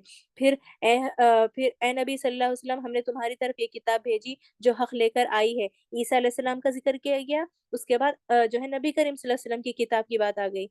तो और किताब में से जो कुछ उसके आगे मौजूद है, उसकी तस्दीक करने वाली, उसके मुहाफ़िज़ और निगहबान हैं। तो फिर क्या करो? लिहाज़ा तुम अल्लाह के नाज़िल करदा क़ानून के मुताबिक लोगों के मामलात का फ़ैसला करो, और जो हक़ तुम्हारे पास आया है, उससे मुँह मोड़ कर उनकी ख्वाहिशात की पैरवी ना करो। हमने तुम इंसानों में से हर एक के लिए एक शरीयत और एक राह अमल मुकर्रर की है। शिरअतौ व मिनहाजा, शरीयत यानी मेथोडोलॉजी, दुरुस्त तरीक़ाकार अल्लाह ने हमारे लिए एक मुकर्रर किया है, एक परफेक्ट मेथोडोलॉजी रखी है हमारे लिए कि इनहेरिटेंस किस तरह बाँटा जाए, जो है निकाह किस तरह किया जाए, जो है डाइवोर्स के लॉज़ फिक्स्ड कर दिए हैं, रिश्ता निभाने के जो है और जो है अमन फैलाने के, ये तमाम चीज़ें हमारे पास लॉस एंड रेगुलेशन हम पर नाफ़िज़ किए गए हैं। अगर जो तुम्हारा खुदा चाहता तो तुम सबको एक उम्मत भी बना सकता था, लेकिन उसने ये इसलिए किया कि जो कुछ उसने तुम लोगों को दिया है, उसमें तुम्हारी आज़माइश कर सके। यानी अगर अल्लाह मुझे और आपको नेमत दे चुका है कुरान की, या जो है नेमत दुनिया में दे रहा है, तो याद रखें, ये सब आज़माइश के तौर पर है। जो भी नेमत हमने, नेमत का मीनिंग क्या पढ़ा था? आपको और मुझे कोई नेमत मिलती है, चाहे वो माल हो, दौलत हो, ब घर हो, गाड़ी हो, जो कुछ भी हो, हर नेमत का मीनिंग है ज़िम्मेदारी। वो चीज़ आप नेमत पाकर, वो ज़िम्मेदारी पाकर आप किस तरह जो है स्पेंड करेंगे अपनी लाइफ़, किस तरह गुज़ारेंगे अपनी लाइफ़। तो हमारी तमाम नेमतों में अगर आपको कुरान की नेमत मिल गई, तो आप कुरान को किस तरह यूटिलाइज़ करेंगे? किस तरह आप अमल करेंगे और दूसरों तक पहुँचाएँगे? तो ये बात है, जिसको हम शायद ही नेमत समझते हैं, कुरान को हम नेमत नहीं समझते, उसको तो हम प्रायोरिटी देते ही नहीं। कई महीनों वो शेल्फ में पड़ा हुआ रहती थी कुरान हमारी। अल्हम्दुलिल्लाह आज हम कुरान पढ़ रहे हैं, समझने की कोशिश कर रहे हैं, तो हमको अमल भी करनी चाहिए। इसको तो हम गर्द-आलूद कुरान को रमज़ान के महीने में उठाते थे, सिर्फ़ रमज़ान के महीने में उठाते थे, और रखेंगे इसको तो बेहतरीन किताबों के अंदर रखेंगे, इसको बेहतरीन कवर्स के अंदर रखा करते थे हम, वेलवेट कवर्स या बॉक्स के अंदर बंद करके महीनों पड़ा हुआ रहती थी, बेहतरीन जुज़दान के अंदर, लेकिन हमने ऐसी नेमत को बंद करके रख दिया था। आपको कोई आपकी बेस्ट फ्रेंड तोहफ़ा दे तो क्या आप उसे वहीं खोल देती हैं इमीडिएटली, राइट? तो या फिर घर आकर तो खोलती हैं कम से कम। क्या हम तोहफ़ा रैप करके कभी अंदर अलमारी में रखते हैं? नहीं। तो ऐसे ही हमने कुरान का हाल बना दिया था। लेकिन अब कुरान को हम, आप और मैं बैठकर समझने की कोशिश कर रहे हैं, तो उसे अमल में भी ज़रूर लाएँ। लिहाज़ा बनियों में एक-दूसरे से सबक़त ले जाने की कोशिश करो, आखिरकार तुम सबको अल्लाह ही की तरफ समेट कर जाना है। आपने खुशकिस्मत हैं वो लोग जो अल्लाह की राह में दौड़-धूप करते हैं, अल्लाह की राह में नेकियों कलेक्ट करते हैं, एक-दूसरे से आगे निकलने की कोशिश करते हैं। B it a healthy competition, वो दौड़-धूप में लगे रहते हैं अल्लाह को राज़ी करने के लिए, और कोशिशें करते हैं एक-दूसरे से आगे बढ़ने के लिए दीन में भी। तो फिर वो तुम्हें असल हकीकत बता देगा जिसमें तुम इख्तिलाफ करते रहे हो। बस ए नबी सल्लल्लाहु अलैहि वसल्लम, तुम अल्लाह के नाज़िल किर्दा क़ानून के मुताबिक इन लोगों के मामलात का फ़ैसला करो, उनकी ख्वाहिशात की पैरवी ना करो। ख्वाहिशात, पिछली तालीमात को कहा गया था कि इसमें शरीयत नहीं बची, अब वो सिर्फ़ ख्वाहिशात का मजमूआ रह गया था। तो बनी इसराइल ने क्या हाल बना दिया था तौरात का? पहले तो खलत-मलत कर दिया था, पैगंबरों को कत्ल कर दिया था उन्होंने, और अपनी जैसी ख्वाहिशात थी उस तरह मामलों को सुलझाया। नहीं, हमें किस तरह सुलझाना चाहिए? जिस तरह कुरान बता रहा है और नबी करीम सल्लल्लाहु अलैहि वसल्लम हमको मेथोडोलॉजी बता रहे हैं। होशियार रहो कि ये लोग तुमको फ़ितने में डालकर इस हिदायत से ज़र्रा भर मुनहरिफ ना करने पाएँ, जो अल्लाह ने तुम्हारी तरफ नाज़िल की है। फिर अगर ये इससे मुँह मोड़ जाएँ, तो जान लो कि अल्लाह ने उनके बाज़ गुनाहों के बाद इसमें उनको मुख्तलाए मसयूद करने का इरादा ही कर लिया है। और ये हकीकत है कि इन लोगों में अक्सर फ़ासिक हैं। अगर ये लोग अल्लाह के क़ानून से मुँह मोड़ जाएँ तो क्या? आगे आयत नंबर 15 से बताया गया है, अगर वो लोग अल्लाह के क़ानून से मुँह मोड़ जाएँगे तो अफ़हुक्मुल जाहिलियति यबगून, फिर जाहिलियत का फैसला चाहते हैं। क्या इन्हें इस्लामिक माइंडसेट है? क्या इन्हें इस्लामिक कस्टम्स के पीछे भागते हैं? क्या ये इस्लामिक कस्टम्स के पीछे भागते हैं? क्या इनका इस्लामिक माइंडसेट है? ये सवाल हो रहा है। हालाँकि जो अल्लाह पर यकीन रखते हैं, उनके नज़दीक अल्लाह से बेहतर फैसला करने वाला और कौन हो सकता है? इस्लाम के पहले के दौर को दौर जाहिलियत कहा जाता था, राइट? तो जब कुरान आने से पहले, कुरान नाज़िल होने से पहले उस 7th सेंचुरी में दौर जाहिलियत, पेगन्स की जो लाइफ होती थी, उसे दौर जाहिलियत जनरेशन को वो कहा जाता था। क्रोनोलॉजिकल ऑर्डर के अंदर बात हो रही है, आइडियोलॉजिकल ऑर्डर के अंदर बात नहीं हो रही है यहाँ पर। ये बताया गया कि जब भी इस्लाम मग़लूब हो गया, ये जाहिलियत दुनिया में छा जाएगी। जब इस्लाम मग़लूब होगा, क्या आज इस्लाम मग़लूब है? यानी मास्क्ड है? क्या इस्लाम यानी ईज़िली एक्सेप्टेबल है या फिर मास्क्ड है? मास्क हो गया है कुरान और इस्लाम। जी हाँ, तो ये आज मुआशरे में, दुनिया में आपको कितनी जाहिलियत नज़र आती है, वही सेम जाहिलियत जो उस दौर जाहिलियत में नज़र आती थी। क्या-क्या कॉमन था वहाँ पर? अल्कोहलिज़्म, गैम्बलिंग, लॉट ड्रॉइंग और औरतों के साथ नाइंसाफ़ी, ऑर्फन्स का हक़ मारे जाना, कई चीज़ें थी जो है उस जाहिलियत एरा में, और चीटिंग इतनी कॉमन थी, ये तमाम चीज़ें थी। तो क्या आज मुआशरे में ये चीज़ कितनी कॉमन है? ये तमाम चीज़ें कॉमन हैं। तो जो काम अल्लाह की नाफ़रमानी में हो और जो काम अपने ताग़ूत की खुशी में किया जाए, वो सब जाहिलियत के काम हैं। अफ़हुक्मुल जाहिलियति यबगून, ये सवाल हुआ था, तो क्या ये जाहिलियत का फ़ैसला चाहते हैं? शरीयत के मुकाबले में दुनिया चाहिए, तो सुन्नत के मुकाबले में हिंदुआना रस्में चाहिए, तो अल्लाह के रसूल सल्लल्लाहु अलैहि वसल्लम के अक़वाल के मुकाबले में तुम्हें अपने सामने अपने अंग्रेज़ों की, यानी वेस्टर्न कल्चर की या हिंदूज़ की बातें पसंद आती हैं। अफ़हुक्मुल जाहिलियति यबगून, अल्लाह ने तो तुम्हें शरीयत के मुकाबले में दुनिया चाहिए ना, तो ये दुनिया को जो तुमने अपना लिया, दूसरों के कल्चर्स को तुमने जो अपना लिया, ये बात भी है इसमें एनफ़ोल्डेड। अल्लाह ने तो बार-बार मुझे और आपको झंझोड़ा है, इस्लाम से जो बाहर हो गया, वो इग्नोरेंट हो गया। ऐ लोगों जो ईमान लाए हो, यहूदियों और नसारा को अपना रफ़ीक ना बनाओ। फिर आ गई वो आयत। ऑलमोस्ट हम काउंट करने बैठे तो ये बात आयत कितने बार आ गई? कितनी मर्तबा अब तक ये आयत आ चुकी है। उनको अपना रोल मॉडल ना बनाओ, उनको अपना रफ़ीक ना बनाओ। अब आप रफ़ीक अरबिक वर्ड का डेफ़िनेशन जाकर देखेंगी, तो कितने डेफ़िनेशंस आएँगे, उसमें रोल मॉडल आएगा, उनकी लाइफ़स्टाइल आएगा। ऑस्कर्स आ रहे हैं, बच्चे रात भर जाग-जाग कर देख रहे होते हैं। क्या बेटा क्यों जाग रहे हो? वो ऑस्कर्स आ रहे हैं। हमने भी एक दौर में ये तमाम चीज़ें की, अल्लाह ने हमें बचा लिया, कुरान की तरफ हमें राग़िब कर दिया। अब हमारा काम क्या है? दूसरों को भी इस कुरान की तरफ राग़िब करने का। और वो जो काम कर रहे हैं, जिस चीज़ के ऊपर जिस चीज़ को वो प्रमोट कर रहे हैं, दिल पर हाथ रख कर बताएँ, क्या वो इस्लाम के मुताबिक काम है? हरगिज़ नहीं। हमारे बच्चों की लॉयल्टीज़ किसके साथ जा रही हैं? सेलिब्रिटीज़ के साथ। उनकी फ़ेवरेट पर्सनैलिटी रसूलुल्लाह सल्लल्लाहु अलैहि वसल्लम नहीं होती। हमारे बच्चों की फ़ेवरेट पर्सनैलिटीज़ तो कोई सेलिब्रिटी होता है, कोई एक मैच का जो खेलता है, एक खिलाड़ी होता है। क्या सेलिब्रिटीज़ भी इस तरह इस्लाम के हिसाब से लाइफ़ स्पेंड करते हैं? नहीं। फिर हमारे बच्चे किसको पसंद करते हैं? क्या सहाबा को कोई पसंद करते हैं? क्या उनका किसी का फ़ेवरेट उमर रज़ी अल्लाह तआला अन्हु है? आपके फ़ेवरेट कौन है बताइए? नहीं कहते हमारे आज के समाज के बच्चे। तो हमारी लॉयल्टीज़ किसके हिसाब से, क्या कह रही है ये आयत? किसको रफ़ीक ना बनाओ? यहूदी और नसारा, उनका लाइफ़स्टाइल ना अपनाओ, उनको रोल मॉडल ना बनाओ। मगर आज इतना कॉमन हो गया है। बच्चा-बच्चा अपनी फ़ेवरेट जो है रोनाल्डो कहता है, मेसी कहता है, लेकिन कोई उमर रज़ी अल्लाह तआला अन्हु, अली रज़ी अल्लाह तआला अन्हु का नाम नहीं लेता। क्यों? ये हमारी गलती है, अपने माँ-बाप की गलती है, हम माँ-बाप की गलती है। हम अपने बच्चों को जो सिखाना चाहिए, हम वो नहीं सिखा रहे हैं। दुनिया के हवाले छोड़कर हमने जो है हम बैठ गए हैं। ऐसा ना हो कि वहाँ पहुँच कर चलो तुम उधर की हवा हो जिधर की, कि पता ही ना चले कौन मुसलमान और कौन क्रिश्चियन। कोई बता ही नहीं सकता। अगर हम एक 4 साल पहले कोई हमें देखता तो आप मुसलमान हैं ये कह ही नहीं सकता था। जब हमने कुरान थामा तो हम अब आइडेंटिफ़ाई हो रहे हैं एज़ ए मुस्लिम। क्योंकि हम भी वो काम कर चुके हैं, कॉन्सर्ट्स अटेंड कर चुके हैं, फेयरवेल्स अटेंड कर चुके हैं, और हिजाब प्रॉपरली हम ने कभी जो है अज़्यूम नहीं किया। लेकिन अल्हम्दुलिल्लाह आज हमारे हाथ में कुरान है, हम ये तमाम चीज़ें कर रहे हैं। जो लोग बाहर जाकर रहते हैं, यानी उनको इस चीज़ के ऊपर अपने आप को सिर्फ़ स्टिक ऑन करने की ज़रूरत है कि हम बाहर जा रहे हैं, तो हमारी मुस्लिम आइडेंटिटी ना छोड़ें। हमारी क्या आइडेंटिटी है, हम कोई आपको देखेगा तो आप کہے گا کہ آپ قرآن فالو کرنے والی ہیں، مسلمان ہیں، کوئی کہہ دیں، آپ کے فزیکل حلیہ کو دیکھ کر بتا دیں. یہ نہ کہیں کہ آپ ماڈریٹ مسلم ہوگی، اوپن مائنڈیڈ مسلم جو کہتے ہیں. نہیں، ہمیں جس طرح قرآن ہم کو بتایا گیا ہے اس طرح ہم بنیں گی تو کہیں گے ہاں وہ پریکٹسنگ مسلم ہے کہیں گے.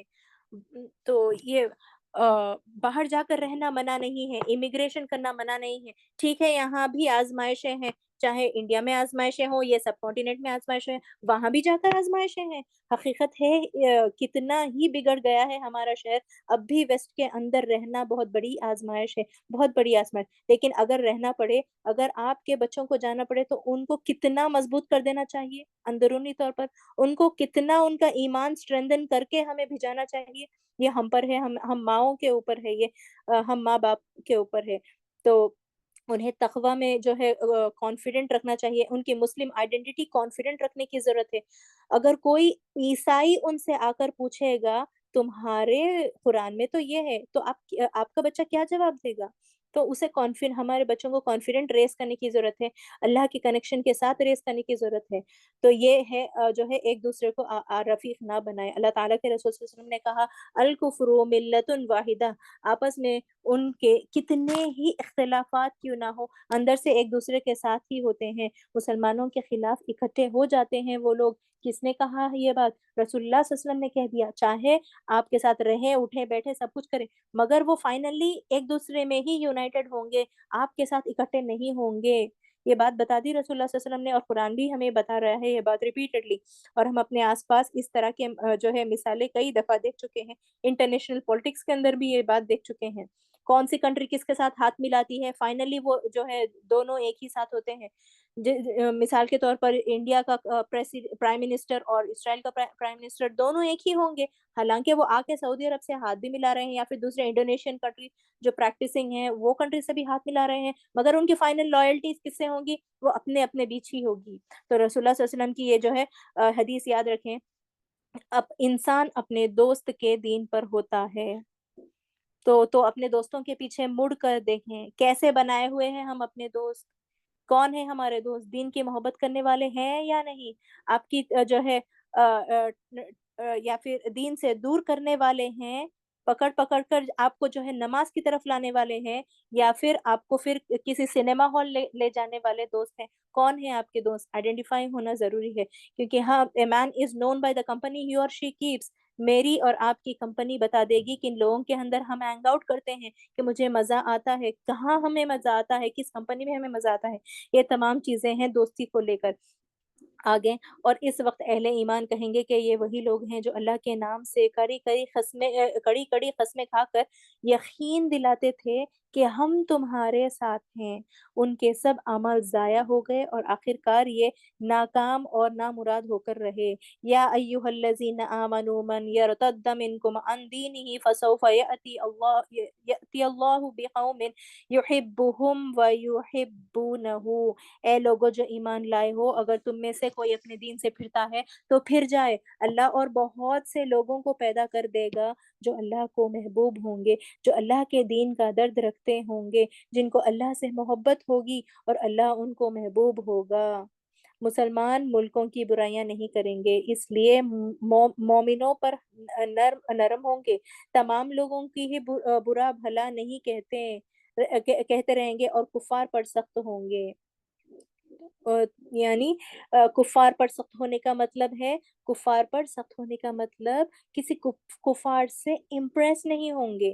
سخت کا مطلب انہیں مار دو کاٹ دو یہ بات نہیں ہے، بس ان سے امپریس نہ ہو، مگر ان سے کتنے اچھے معاملات رکھنا ہے ہم جو ہے پریویسلی پڑھ چکے. کیا کیا ان سے معاملہ داری کی جا سکتی ہے، وہ فقہ کی کیا کیٹیگری سے ہم نے پریویسلی ڈسکس کیا تھا. جو اللہ کی راہ میں جد و جہد کریں گے اور کسی معاملات کرنے والے کے معاملات سے نہیں ڈریں گے، یہ اللہ کا فضل ہے، جسے چاہتا ہے عطا کرتا ہے.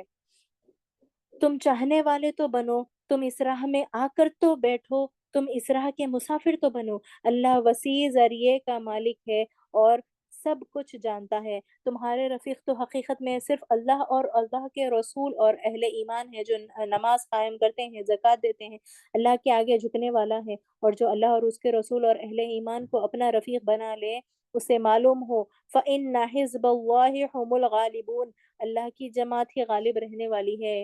تو اپنی کمپنی کو ہمیں چیک کرنی چاہیے، ہم کس کے ساتھ جمع ہیں، کیا اللہ کی جماعت ہے؟ اللہ تعالیٰ نے یہاں کسی جماعت کی بات نہیں، کسی پرٹیکولر جماعت کی بات نہیں کی، بس کہہ دی کہ تم سب ایک ہو، تم سب اگر جو لوگ اللہ کی جو ہے پیروی کرتے ہیں وہ ہے اللہ کی جماعت، جنہوں نے اپنے دوسرے کفار کو اپنا دوست اور رفیق نہ بنایا ہو۔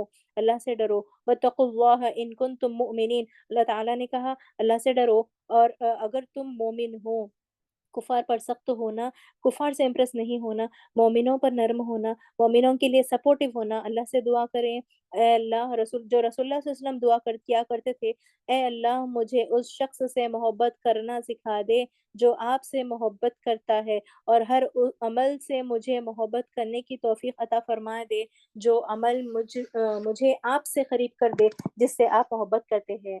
آیت نمبر 58 سے آئے گا، جب تم نماز کے لیے منادی کرتے ہو تو وہ اس کا مذاق اڑاتے ہیں اور اس میں کھیلتے ہیں، اس کی وجہ یہ ہے کہ وہ عقل سے کام نہیں لیتے ہیں، یعنی یہاں پر اذان کا ذکر آیا ہے۔ تو اللہ کی محبت اور اللہ کے دشمن کی محبت یاد رکھیں ایک دل میں جمع نہیں ہو سکتی، جب اذان سنیں تو تمام کام چھوڑ دیں۔ تو ایک صحابی کے لیے آیا ہے کہ انہوں نے اذان کی آواز سنی، اپنا جو کلہاڑی تھی ان کی ایکس وہ اٹھا کے اوپر تک، وہ آلریڈی کچھ جو ہے ایکسنگ کر رہے تھے، تو انہوں نے آلریڈی کلہاڑی اوپر اٹھائی رکھی تھی، جب اذان ہوئی تو انہوں نے کلہاڑی کو رکھ دیا، یعنی اللہ اکبر کی آواز ان کو آ گئی تو انہوں نے اپنا کلہاڑا وہاں چھوڑ دیا، اور انہوں نے کہا اللہ اکبر کی صدا آنے کے بعد اب میں اگر اپنی ضرورت کے لیے لکڑی کاٹوں گا، یہ ایکسنگ کروں گا، اس کا مطلب ہے کہ اللہ اکبر نہیں ہے، لکڑی اکبر ہو جائے گی میرے لیے،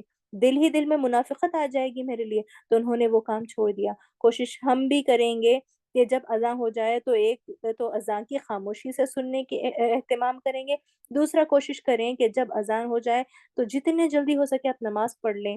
اول وقت کا جو ہے یہاں پر جو ہے امپورٹنس بتا دی گئی ہے۔ آپ کو معلوم ہوگا کہ اذان اور اقامت کے درمیان کا وقت قبولیت دعا کا وقت ہوتا ہے، اس لیے اول وقت جو ہے بہترین ہوتا ہے۔ تو اس وقت آپ دعا کب کریں گے؟ جو ہے ہم اس وقت دعا کرنا زیادہ افضل ہے۔ ان سے کہو اے اہل کتاب، تم کس کتاب پر ہم سے بگڑے ہو؟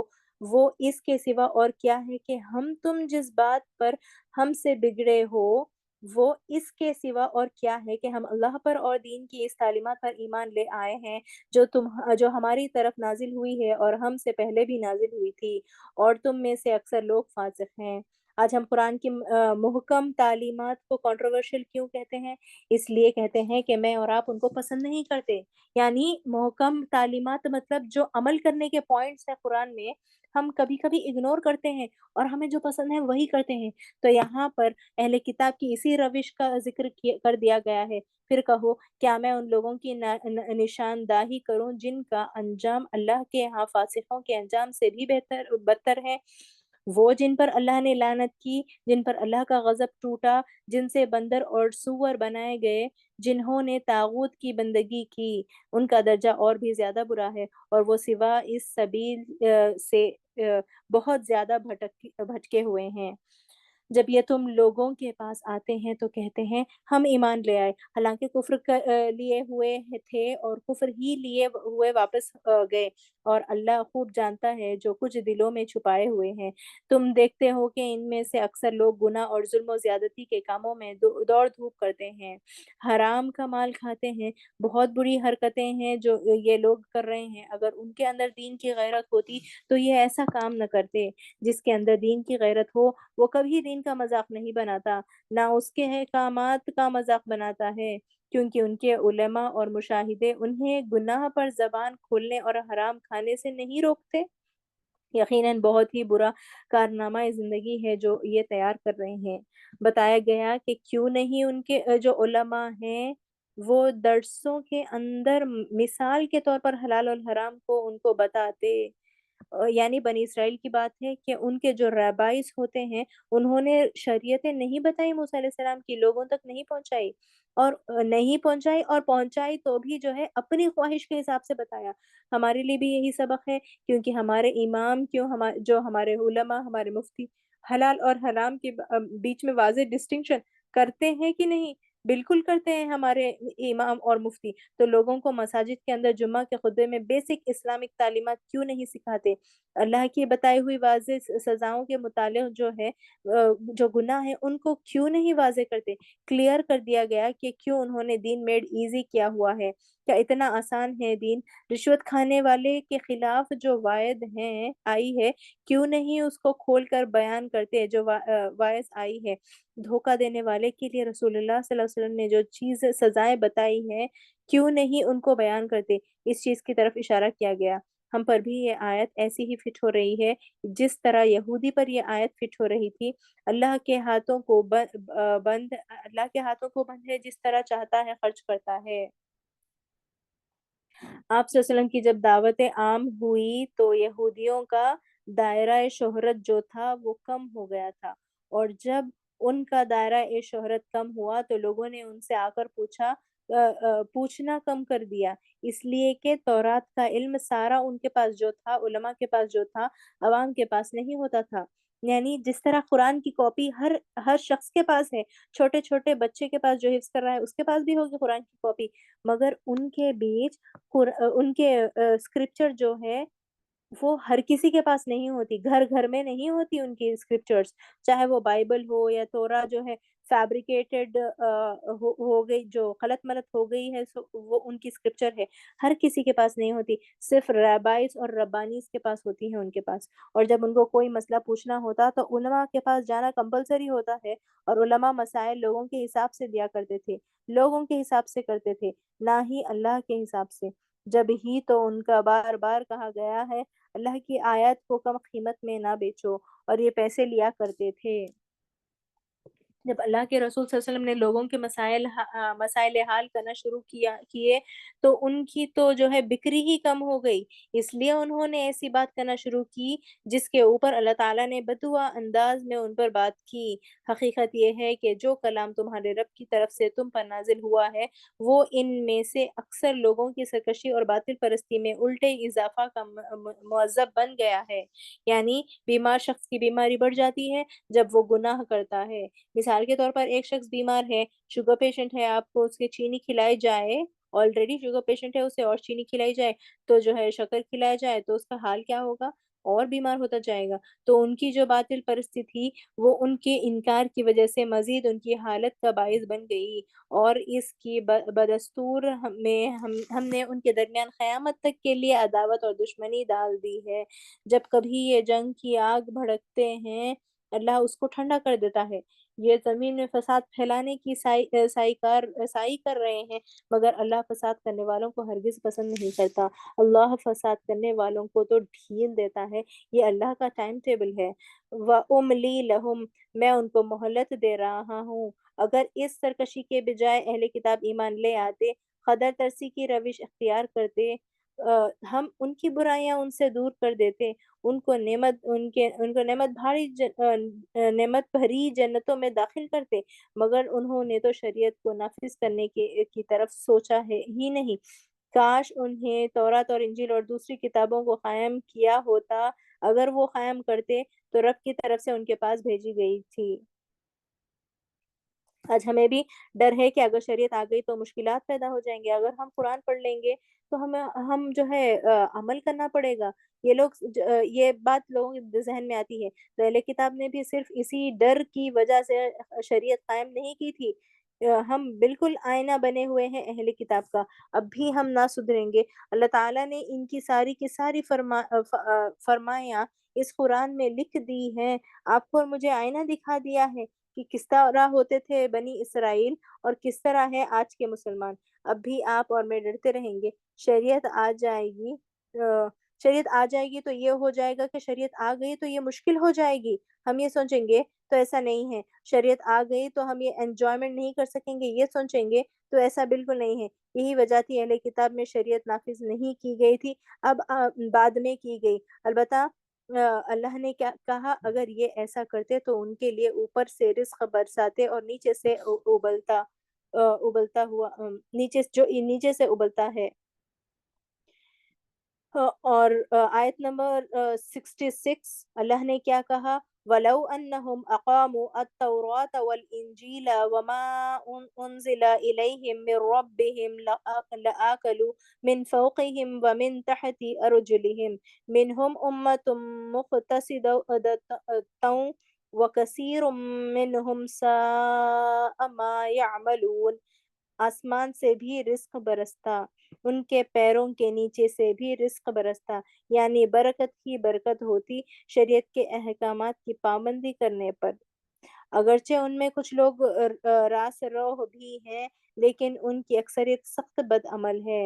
اے رسول صلی اللہ علیہ وسلم، جو کچھ تمہارے رب کی طرف سے تم پر نازل کیا گیا ہے وہ لوگوں تک پہنچا دو۔ اگر تم نے ایسا نہیں کیا تو اس کی پیغمبری کا حق ادا نہیں کیا۔ یعنی ایک آیت یا ایک حدیث بھی ہے، ایک اچھی بات بھی ہے جس سے اجر ملے، تو وہ لوگوں تک پہنچا دو۔ تو رسول اللہ صلی اللہ علیہ وسلم نے آخری خطبہ حج میں کیا کہا تھا؟ جہاں پر 1,40,000 کا مجموعہ تھا، وہاں پر اتنے لوگ تھے، اور رسول اللہ صلی اللہ علیہ وسلم نے آخری خطبہ خطبۃ الوداع، یہ آیت جو پڑھ رہے ہیں جو اس خطبے کا اہم حصہ تھا، اللہ بلغتو، کیا میں نے تمہیں پیغام پہنچا دیا؟ پوچھا تھا رسول اللہ صلی اللہ علیہ وسلم نے۔ قالو، ہم نے یعنی صحابہ نے کہا تھا، جی ہاں آپ نے پیغام تو پہنچا دیا۔ قال اللہم اشہد، رسول اللہ صلی اللہ علیہ وسلم نے فرمایا، یا اللہ گواہ رہنا، اللہ تم لوگوں کے شر سے بچانے والا ہے، تم کو لوگوں کے شر سے بچانے والا ہے۔ یقین رکھو وہ کافروں کو تمہارے مقابلے میں کامیابی کی راہ ہرگز نہ دکھائے گا۔ یہ آپ کو اور مجھے انکریجمنٹ دیا گیا ہے کہ اگر آپ اور میں شریعت پر عمل کریں گے تو کافر آپ سے اور مجھ سے آگے نہیں نکل سکتے۔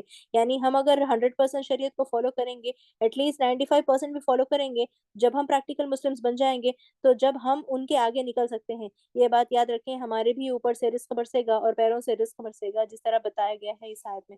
صاف کہہ دو اے اہل کتاب، تم ہرگز کسی اصل پر نہیں ہو جب تک تورات اور انجیل اور دوسری کتابوں کو قائم نہ کرو جو تمہاری طرف تمہارے رب کی طرف سے نازل کی گئی ہے۔ اے اہل کتاب، جو یہ بات بتائی گئی کہ جو احکامات دیے جا رہے ہیں ان پر عمل کرو۔ آپ کو اور مجھے بھی بتایا جا رہا ہے اس آیت کے تھرو، اب جو کتاب ہمارے پاس ہے اس کو صرف پڑھنے کی کتاب نہیں بنا لیں۔ These are verses to follow.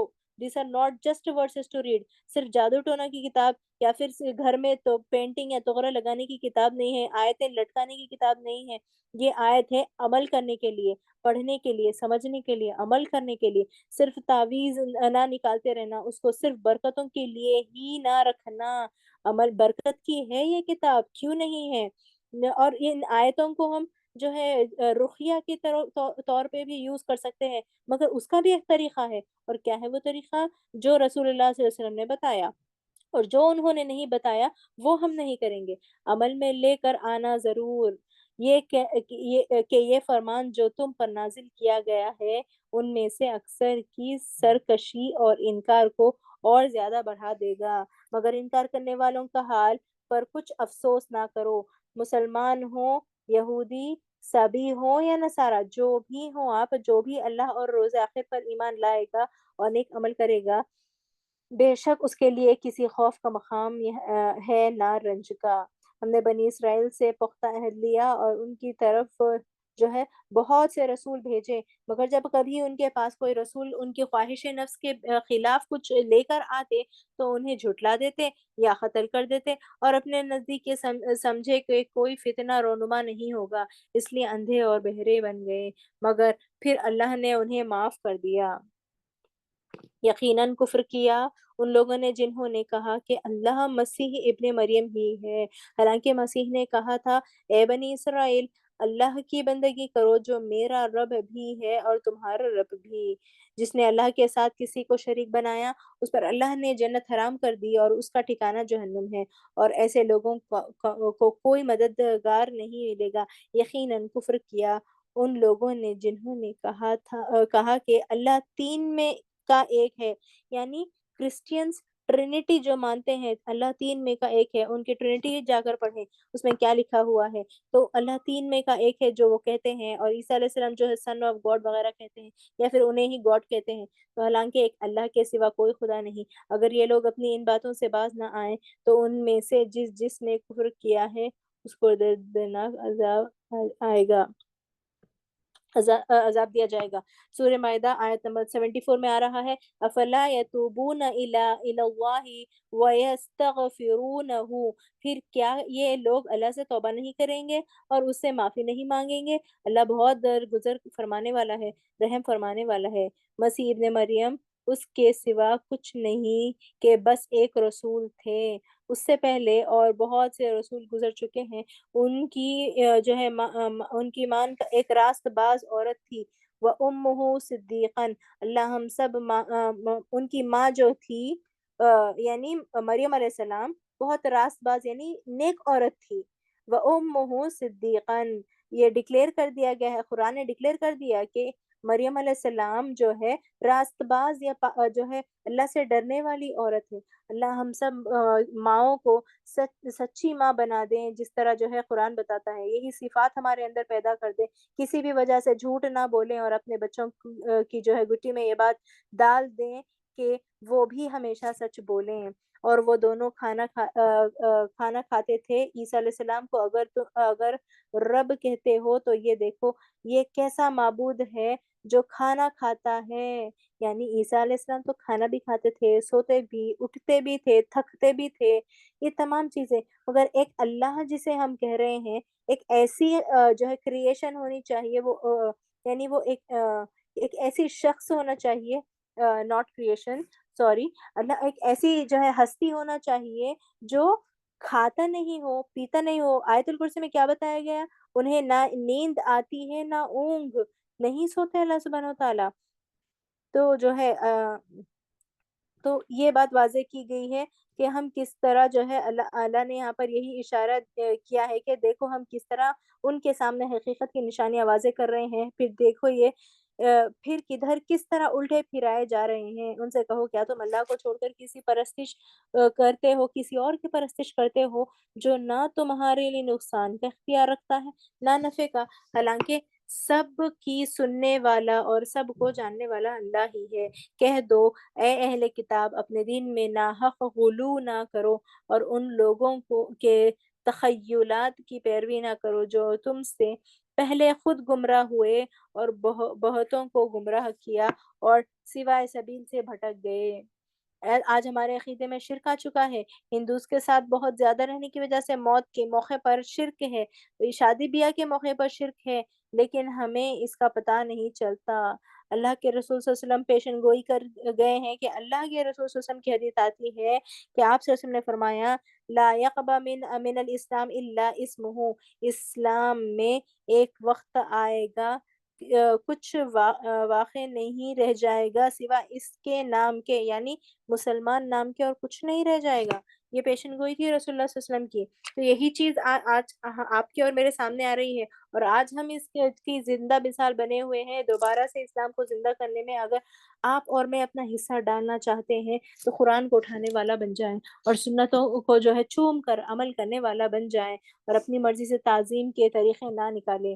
اور اگر حدیث میں آگے حدیث میں الفاظ آتے ہیں وَلَا يَقْبَى مِنَ الْقُرْآنِ إِلَّا رَسْمُهُ، اور قرآن میں جو کچھ نہیں رہ جائے گا سوا اس کو صرف پڑھنے کے، رسم صرف پڑھنے کی رسم رہ جائے گی بغیر سوچے سمجھے۔ مسلمانوں کو چاہیے کہ اسے سمجھیں بھی، نہ صرف رسمی طور پر، صرف ریسائٹیشن کے لیے ہی نہیں، ریسائٹیشن کا اجر بھی آپ کو ملے گا، قرآن سننے کا اجر بھی آپ کو ملے گا، آڈیوز پلے کرنے پر بھی آپ کو اجر ملے گا، لیکن سوچنے سمجھنے کی جو ہے فرسٹ پرائیورٹی دی گئی ہے۔ بنی اسرائیل میں سے جن لوگوں نے کفر کی راہ اختیار کی ان پر لعنت کی گئی، اور عیسیٰ ابن مریم کی زبان سے لعنت کی گئی کیونکہ وہ سرکش ہو گئے تھے اور زیادتیاں کرنے لگے تھے۔ انہوں نے ایک دوسرے کو برے افعال کے ارتکاف سے رکنا چھوڑ دیا تھا، یعنی جب ایک دوسرے اگر ایک شخص برائی کرتا تھا تو دوسرا اسے نہیں روکتا تھا۔ تو یہی ہو گیا ہے آج بھی۔ برا طرز عمل جو تھا جو انہیں اختیار کیا، برائیوں سے ایک دوسرے کو نہیں روکا انہوں نے، بنی اسرائیلیوں نے۔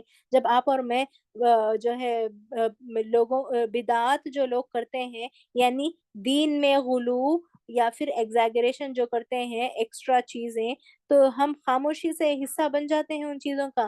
کہا کہ ہم ان کو منع کریں کہ نہیں، یہ دین کا حصہ نہیں ہے، نہ اس میں اپنا اب میں علم حاصل کر چکی ہوں، قرآن کا علم میں جو ہے حاصل کر رہی ہوں، سنت میں یہ تو نہیں ہے، میں یہ نہیں کروں گی۔ اپنا ہیڈ کاؤنٹ وہاں نہ دیا جائے، نہ اس میں اپنا ہیڈ کاؤنٹ جو ہے دیا جائے، نہ آپ جو ہے بالکل غافل ہو جائیں یا پھر اگنور کر دیں۔ ہم مجھے وہ لوگ ڈانٹیں گے، بڑے لوگ ڈانٹیں گے وغیرہ، یہ تمام چیزیں ذہن میں آتی ہے۔ بس اپنا پیغام سافٹ اسپوکن ورڈز میں اپنا پیغام پہنچا دے۔ الدین یسرن، دین کی آسانی کو سمجھیں، دین کی آسانی کو اپلائی کریں، اپنے خوشی کی طریقے سے دین سے سیکھیں، خوشی کے طریقے سے دین سے سیکھیں۔ آج تم ان میں بکثرت ایسے لوگ دیکھتے ہو جو اہل ایمان کے مقابلے میں کفار کی حمایت اور رفاقت کرتے ہیں۔ یقیناً بہت برا انجام ہے جس کی تیاری ان کے نفسوں نے ان کے لیے کی ہے۔ اللہ ان پر غضبناک ہو گیا اور وہ دائمی عذاب میں مبتلا ہونے والے ہیں۔ آخری آیت ہے یہاں پر سورہ مائدہ کی اس پارے میں کہ مگر ان، آیت نمبر 82، مگر ان میں سے تو بیشتر لوگ اللہ کی اطاعت سے نکل چکے ہیں۔ لا تجدن اشد الناس عداوة للذین آمنوا الیہود والذین اشرکوا، تم اہل ایمان کی عداوت میں سب سے زیادہ سخت یہود اور مشرکین کو پاؤ گے۔ ان کی عداوت تو ظاہر ہے، ہم ذرا اپنی محبت تو دیکھیں، ان کی عداوت تو کھل کھل کر پولیٹیکل لیول پر ہے، انٹرنیشنل لیول پر ہے، اکنامک لیول پر سامنے آتی ہے ان کی عداوت۔ لیکن ہم ذرا اپنی محبت تو جج کریں جو ہم ان کے لیے اپنے دلوں میں رکھتے ہیں، اور اہل ایمان والوں کے لیے دوستی میں قریب تر ان لوگوں کو پاؤ گے جنہوں نے کہا تھا کہ ہم نصارہ ہیں۔ یہ اس وجہ سے کہ ان میں عبادت گزار عالم اور تارک الدنیا فقیر پائے جاتے ہیں، وَأَنَّهُمْ لَا يَسْتَكْبِرُونَ، اور ان میں غرور نفس نہیں ہے۔ اللہ تعالیٰ مجھے اور آپ کو توفیق دے کہ ہم قرآن کی حکمت سے، قرآن کی نور سے اپنے آس پاس کی حقیقتوں کو پہچان سکیں۔ اللہ کے رسول صلی اللہ علیہ وسلم دعا کیا کرتے تھے کہ اللہ مجھے حقیقت دکھا دے جیسی کہ وہ ہے۔ اللہ ہمارے سب کا یہاں پر جوائن ہونا قبول فرمائے۔ جو بیمار ہیں اللہ تعالیٰ ان کو صحت کاملہ عطا فرمائے۔ اللہ تعالیٰ ہمارے وقت میں برکت عطا فرمائے اور عبادت کی توفیق عطا فرمائے، آمین۔ ہم آگے کنٹینیو کریں گے اگلا پارہ بھی، کیونکہ آنے والے دنوں میں تھوڑا ڈیفیکلٹ ہو جائے گا ہمیں۔ ہم آلریڈی جو ہے جز نمبر 7 انٹر ہو چکے ہیں۔ آیت نمبر 83، وَإِذَا سَمِعُوا مَا أُنزِلَ إِلَى الرَّسُولِ أَيُّنُهُمْ تَفِيضُ مِنْ الدَّمَاءِ أَمَّا عَرَفُوا مِنَ الْحَقِّ، اور جب وہ اس کلام کو سنتے ہیں جو رسول پر اترتا ہے تو تم دیکھتے ہو کہ حق شناسی کے اثر سے ان کی آنکھوں سے آنسو جاری ہو جاتے ہیں۔ یہاں پر ذکر ہے ایک اشارے کی طرف، ایک واقعے کی طرف، مکہ میں مسلمانوں کے اوپر جب کفار نے بہت زیادہ ٹارچر کرنا شروع کر دیا تھا، ان کو ستانا شروع کر دیا، تو کچھ مسلمان مکہ سے ایتھوپیا یعنی حبشہ کی طرف جو مائگریٹ کر گئے تھے۔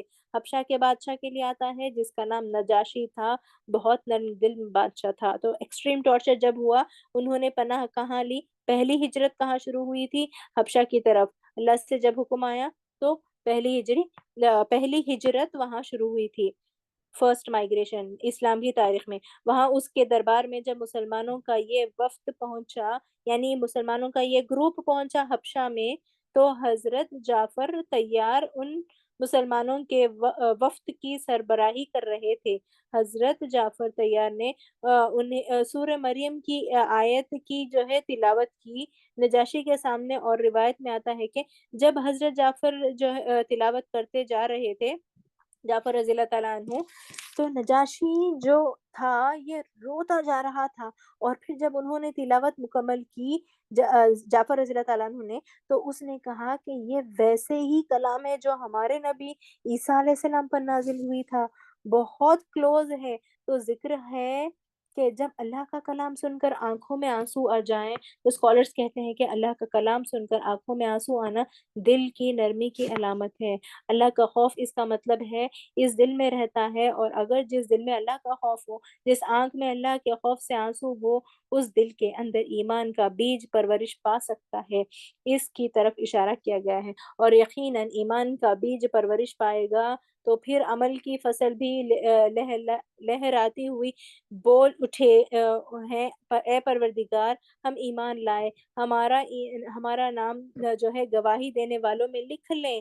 اور وہ کہتے ہیں آخر کیوں نہ ہم اللہ پر ایمان لائے، اور جو حق ہمارے پاس آیا ہے اسے کیوں نہ مان لیں، جبکہ ہم اس بات کی خواہش رکھتے ہیں کہ ہمارا رب ہمیں صالح لوگوں میں شامل فرما۔ تو اللہ کا کلام کو پڑھ کر اگر آپ کو اور مجھے رونا آئے تو سمجھ لے بہت خوش قسمتی کی بات ہے۔ تو آپ صلی اللہ علیہ وسلم کی حدیث میں آتا ہے قرآن پڑھو اور رو، خوش قسمت ہیں وہ لوگ جن کو قرآن پڑھ کر رونا آئے، اور بدقسمت وہ لوگ ہیں جن کو موویز جو ہے دیکھ کر رونا آتا ہے اور قرآن سن کر رونا نہیں آتا۔ تو ان کے اس قول کی وجہ سے اللہ نے ان کو ایسی جنتیں عطا کی جن کے نیچے نہریں بہتی ہیں، اور وہ ان میں ہمیشہ رہیں گے۔ یہ جزا ہے نیک رویہ اختیار کرنے والوں کی۔ تو انفارمیشن کے لیے جو نجاشی بادشاہ تھے جس سے جو ہے نبی کریم صلی اللہ علیہ وسلم کا خط پہنچایا تھا جعفر رضی اللہ تعالیٰ عنہ نے، تو وہ نجاشی بادشاہ جو ہے بعد میں کنورٹ ہو گیا تھا۔ رہے وہ لوگ جنہوں نے ہماری آیت کو ماننے سے انکار کیا، یعنی ایک تو اللہ تعالیٰ نے جو ہے ہمیں کنٹراسٹ بتا دیا ہے کہ وہ لوگ جو منافقت نہیں کرتے ان کے لیے اللہ تعالیٰ نے جنتیں تیار کی ہیں، اور ان کے دلوں کی جو ہے کیفیت بھی بتا دی گئی کہ ان کے دل خشیت الہی سے ڈر جاتے ہیں، اللہ کا کلام سن کر رو پڑتے ہیں۔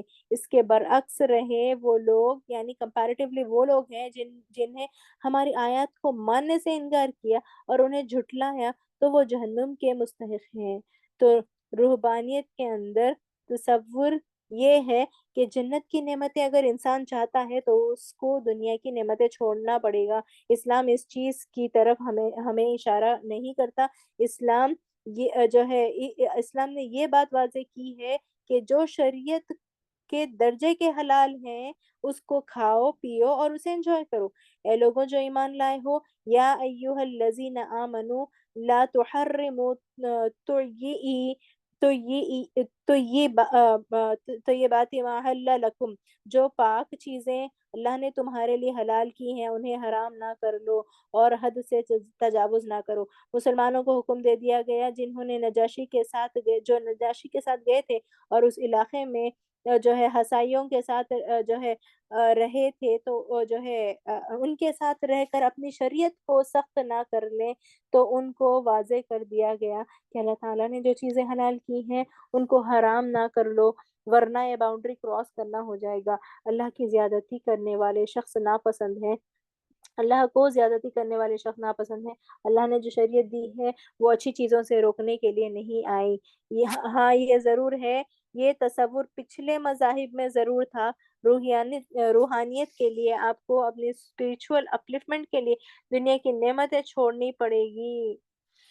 تو کچھ صحابہ نے جس طرح سے اپنے بارے میں سوچا تھا، آپ نے وہ واقعہ پڑھا ہوگا کہ یہ صحیح مسلم میں بھی آتا ہے کہ ایک مرتبہ 3 صحابہ کا ذکر آتا ہے جنہوں نے سوچا کہ اللہ کے رسول صلی اللہ علیہ وسلم جو ہے تو اتنی عبادت کرتے ہیں پھر بھی اللہ کی طرف سے بخشائے ہیں، پھر ہماری عبادت تو بہت ناکافی ہوتی ہے، یعنی رسول صلی اللہ علیہ وسلم عبادت کرتے ہیں صلی اللہ علیہ وسلم، تو وہ بہت بخشائے ہوئے ہیں، ہماری تو عبادت اتنی کم ہے کہ وہ کافی نہیں ہوگی ہمارے لیے، تو ہمیں چاہیے ہم اور عبادت کریں۔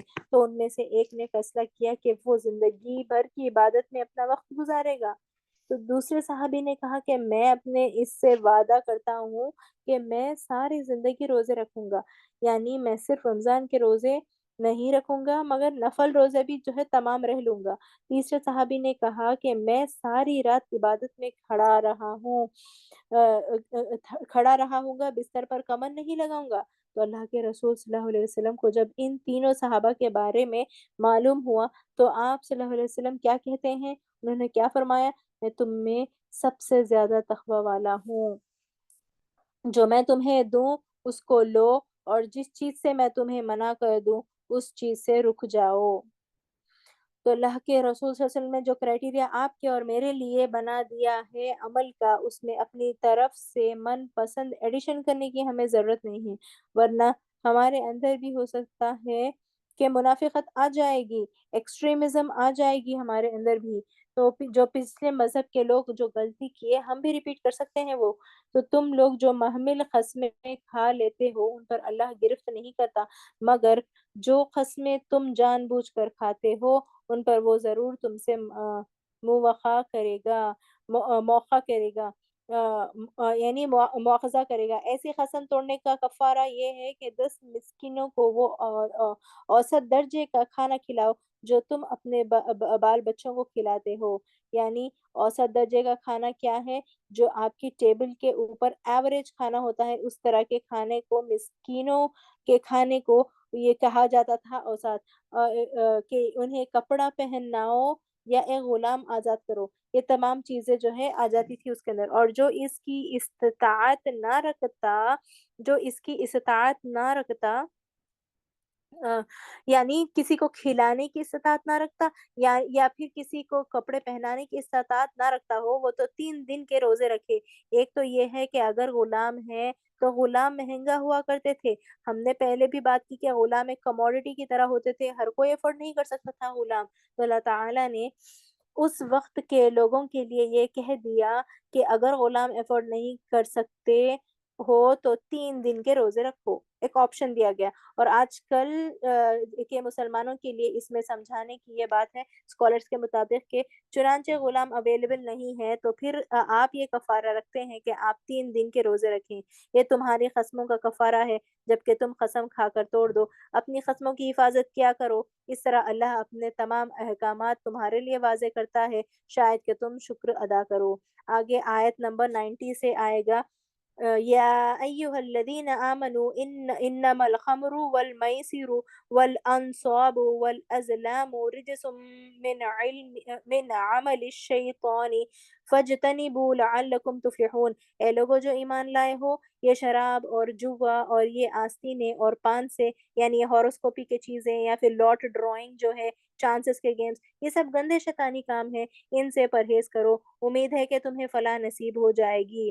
اب یہ فائنل حکم آ گیا سورہ بقرہ میں، بس ایک فیلر دیا گیا تھا کہ شراب جو ہے اچھی چیز نہیں ہے، ایک وہاں پر مینٹلی پریپئر کیا گیا تھا خالی، مگر یہاں پر اصل احکام نافذ ہوئے ہیں، آرڈرز یہاں پر آئے ہیں کہ یہ تمام چیزیں حرام ہیں۔ اب یہ فائنل حکم آ گیا ہے۔ ابھی تک ہم جو پڑھ رہے تھے گریجول احکامات شراب کے بارے میں، جو ہے کیوں آئے، گریجولی کیوں آئے شراب کے احکامات، حالانکہ اتنی بری چیز ہے وہ، تو ہم نے آلریڈی ڈسکس کیا تھا کیوں گریجولی آئے۔ یہاں پر اسکالرس کے مطابق یہ فائنل حکم آ گیا جس میں حرمت ظاہر کر دی گئی، اور اسکالرس کا کہنا یہ ہے کہ یہ کہ حرام کے لفظ کو مزید ایکسپلین کر دیا گیا ہے یہاں پر۔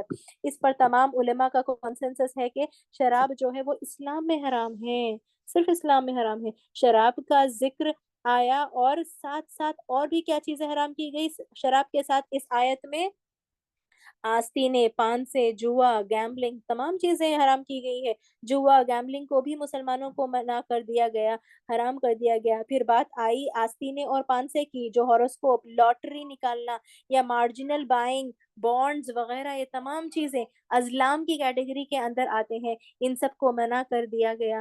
ایک چیز یہ بھی ذہن میں رکھیں کہ یہ جو گیمبلنگ وغیرہ ہوتی ہے، جوا یا آستینے وغیرہ ہوتے ہیں، آستینے پر یہ لوگ کیا کرتے تھے کہ یہ لوگ اس میں چانس لیا کرتے تھے، یہ چانس بیسڈ جو بھی تھے यानी डाइस जो फेंक कर जो भी हम खेलते हैं, जिस तरह के हम लूडोज़ वगैरह में भी खेलते हैं, ये तमाम चीज़ें हराम हैं।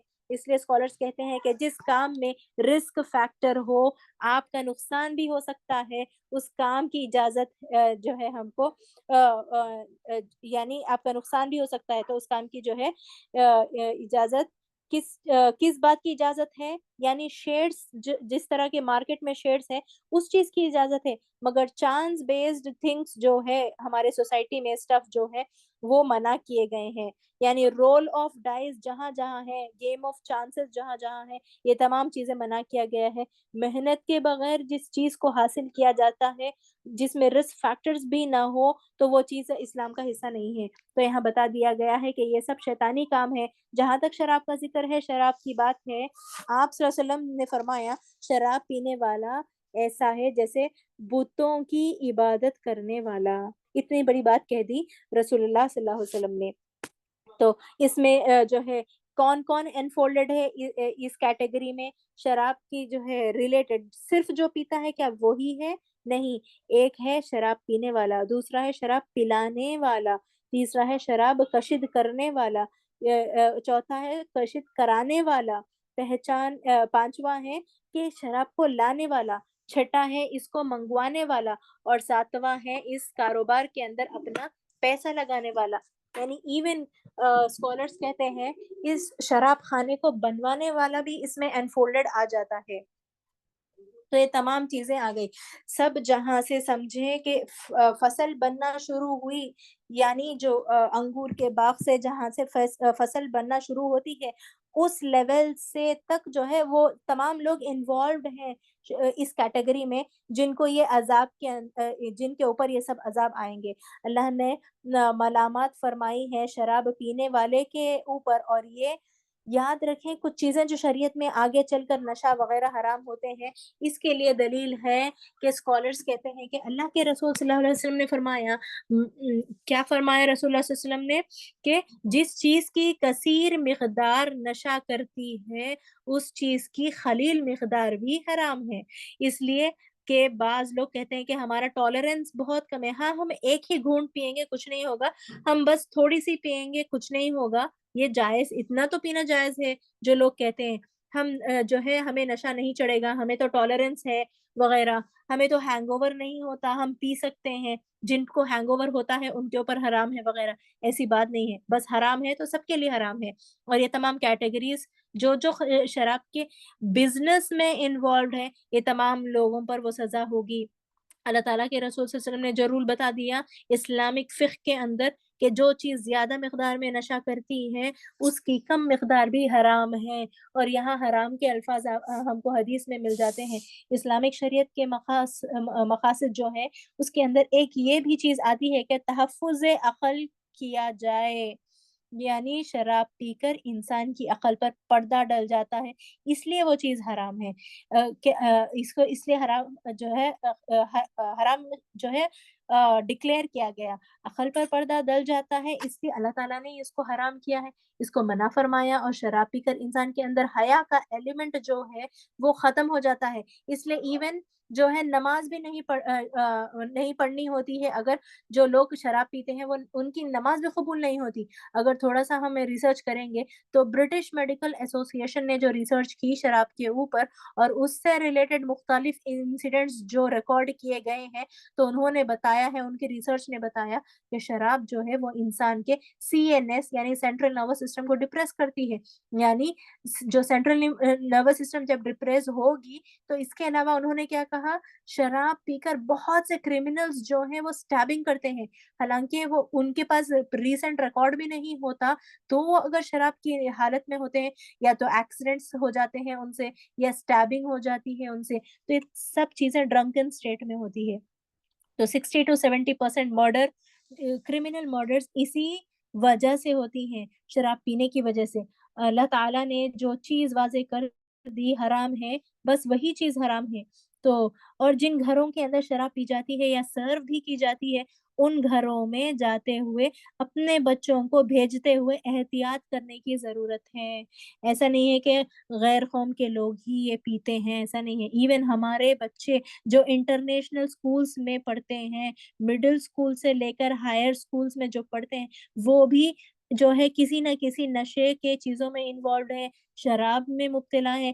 ریسنٹ انسیڈنٹ آیا ہے کہ جو ہے بچے جو ہے فارم ہاؤسز میں نکل جاتے ہیں برتھ ڈے سیلیبریشنز کے نام پر، اور رات رات بھر پیتے ہیں اور صبح جو ہے کالج نہیں جا پاتے۔ یہ مسلمان معاشرے میں کامن ہو گئی ہے یہ چیز، شراب والی چیز۔ 16 کے بچے یہ تمام چیزیں اس لیے جو ہے قرآن جو ہے جو ہے ان چیزوں کو منع فرماتا ہے۔ تو ایسے ماحول میں آپ اور میں رہ رہے ہیں، اتنا فتنے والا ماحول ہے کہ خبیث حلال کے اوپر مل گیا ہے، یعنی اس برائی کو جو ہم 10 سال پہلے برائی مانتے تھے آپ اور میں، آج وہ نارملائز ہو چکی ہے اور اسے کاؤنٹ بھی نہیں کیا جاتا، نارمل سمجھا جاتا، جس میں یہ جو ہے جوان یعنی ینگسٹرز میں جو ہے شراب اتنی کامن ہو چکی ہے کہ انہیں طیب کیا ہے، حرام کیا ہے، حلال کیا ہے، کچھ پتہ ہی نہیں ہو رہا ہے۔ اللہ تعالی ہم سب کو ہر قسم کی حرام چیزوں سے محفوظ رکھے اور شراب کی کسی بھی طرح کی ٹچ جو ہے ہم وہ مسلمانوں کو نہ چھوئے۔ شیطان تو یہی چاہتا ہے کہ شراب اور جوا کے ذریعے سے تمہارے درمیان عداوت اور بغض ڈال دے۔ جو چیز تو اللہ تعالیٰ نے حرام کی ہے، یقیناً اس کے اندر بہت بڑی حکمت ہے۔ شراب پی کر انسان اپنا پیسہ بھی بہت زیادہ جو ہے ضائع کرتا ہے، اور شراب کے ساتھ معاملہ یہ بھی ہوتا ہے کہ جن نان مسلمس نے اسلام قبول کیا ہے، انہوں نے یقیناً یہ کہا کہ شراب چھوڑنے کے بعد، اسلام قبول کرنے کے بعد ہمارے مال میں بہت برکت آ گئی ہے، یہ تک کہا ہے انہوں نے۔ تو اور جو ہے ہمیں اللہ کی یاد سے اور نماز سے روک دیتی ہے یہ چیز، نشہ۔ پھر کیا تم لوگ ان چیزوں سے باز رہو گے؟ اللہ اور اس کے رسول صلی اللہ علیہ وسلم کی بات مانو اور باز آ جاؤ۔ لیکن اب اگر تم نے حکم عدولی کی تو جان لو کہ ہمارے رسول صلی اللہ علیہ وسلم پر بس صاف صاف حکم پہنچا دینا ان کی ذمہ داری ہے۔ تو یہ شراب کے جو رولز ہے، گیملنگ کے وغیرہ جو رولز ہے، ہاروسکوپی کے جو رولز آئے ایک ہی آیت میں، بس رسول اللہ صلی اللہ علیہ وسلم کا کام تھا ہم تک پہنچانا۔ انہوں نے تو ذمہ داری ان کی پوری کر دی ایز اے نذیر اور بشیر۔ رسول اللہ صلی اللہ علیہ وسلم کون ہے؟ ہمارے نذیر اور بشیر، ہم کو گلیڈ ٹائڈنگز دینے آئے اور ہم کو جو ہے ڈرانے بھی آئے، یعنی برے کاموں سے بچانے آئے۔ تو انہوں نے تو ان کا کام پورا کر دیا۔ آج سوسائٹی میں یہ تمام چیزیں پریویلنٹ ہے، تو ذمہ داری تو رسول اللہ صلی اللہ علیہ وسلم نے پورا کر دی، اب وہ ذمہ داری ہم پر ہے کہ یہ چیز ہمارے ماحول میں نہ آئے۔ جو لوگ ایمان لے آئے اور نیک عمل کرنے لگے، انہوں نے پہلے جو کچھ کھایا پیا تھا اس پر کوئی گرفت نہیں ہوگی، یعنی پہلے جو کچھ انہوں نے حرام حلال کھا لیا تھا اس پر تو کوئی گرفت نہیں ہے۔ عرب کو بتا دیا گیا، تمام عرب لوگوں کو بتا دیا گیا اس آیت کے تھرو، اور بعد میں ہم تک بھی یہ بات پہنچا دی گئی کہ ایون صحابہ کو بتا دیا گیا کہ جو تم نے شراب پی تھی اس پر اب تمہاری گرفت نہیں ہوگی، آلریڈی تم نے جو پی لیا تھا، کیونکہ اور جب نبی کریم صلی اللہ علیہ وسلم آنے سے پہلے سے بھی شراب جو ہے کامن تھی، تو جب جو ہے حرام کیا گیا، اس سے پہلے جب انہوں نے جو پیا تھا وہ کاؤنٹ نہیں ہوگا۔ تو آئندہ جو ہے بچنے کی بات ہو رہی تھی حرام چیزوں سے، پھر جس چیز سے روکا جائے اس سے روکیں، اور جو فرمان الہی ہو اسے مانیں، پھر اللہ کے ساتھ نیک رویہ رکھیں، یعنی خدا ترسی کے ساتھ نیک رویہ رکھیں۔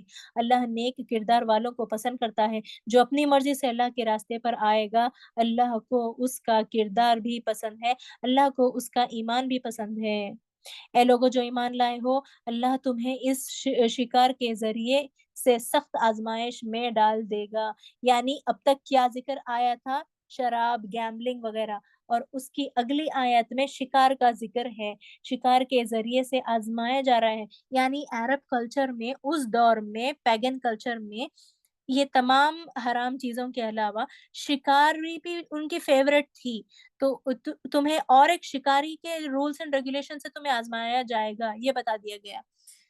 کہ اس کے शिकार के ज़रिए से सख्त आज़माइश में डाले डाले जाएँगे तुम लोग, और जो बिल्कुल तुम्हारे हाथों और जो है नीज़ों की ज़िद में होगा, ये देखने के लिए कि तुम में से कौन इससे ग़ैबाना डरता है।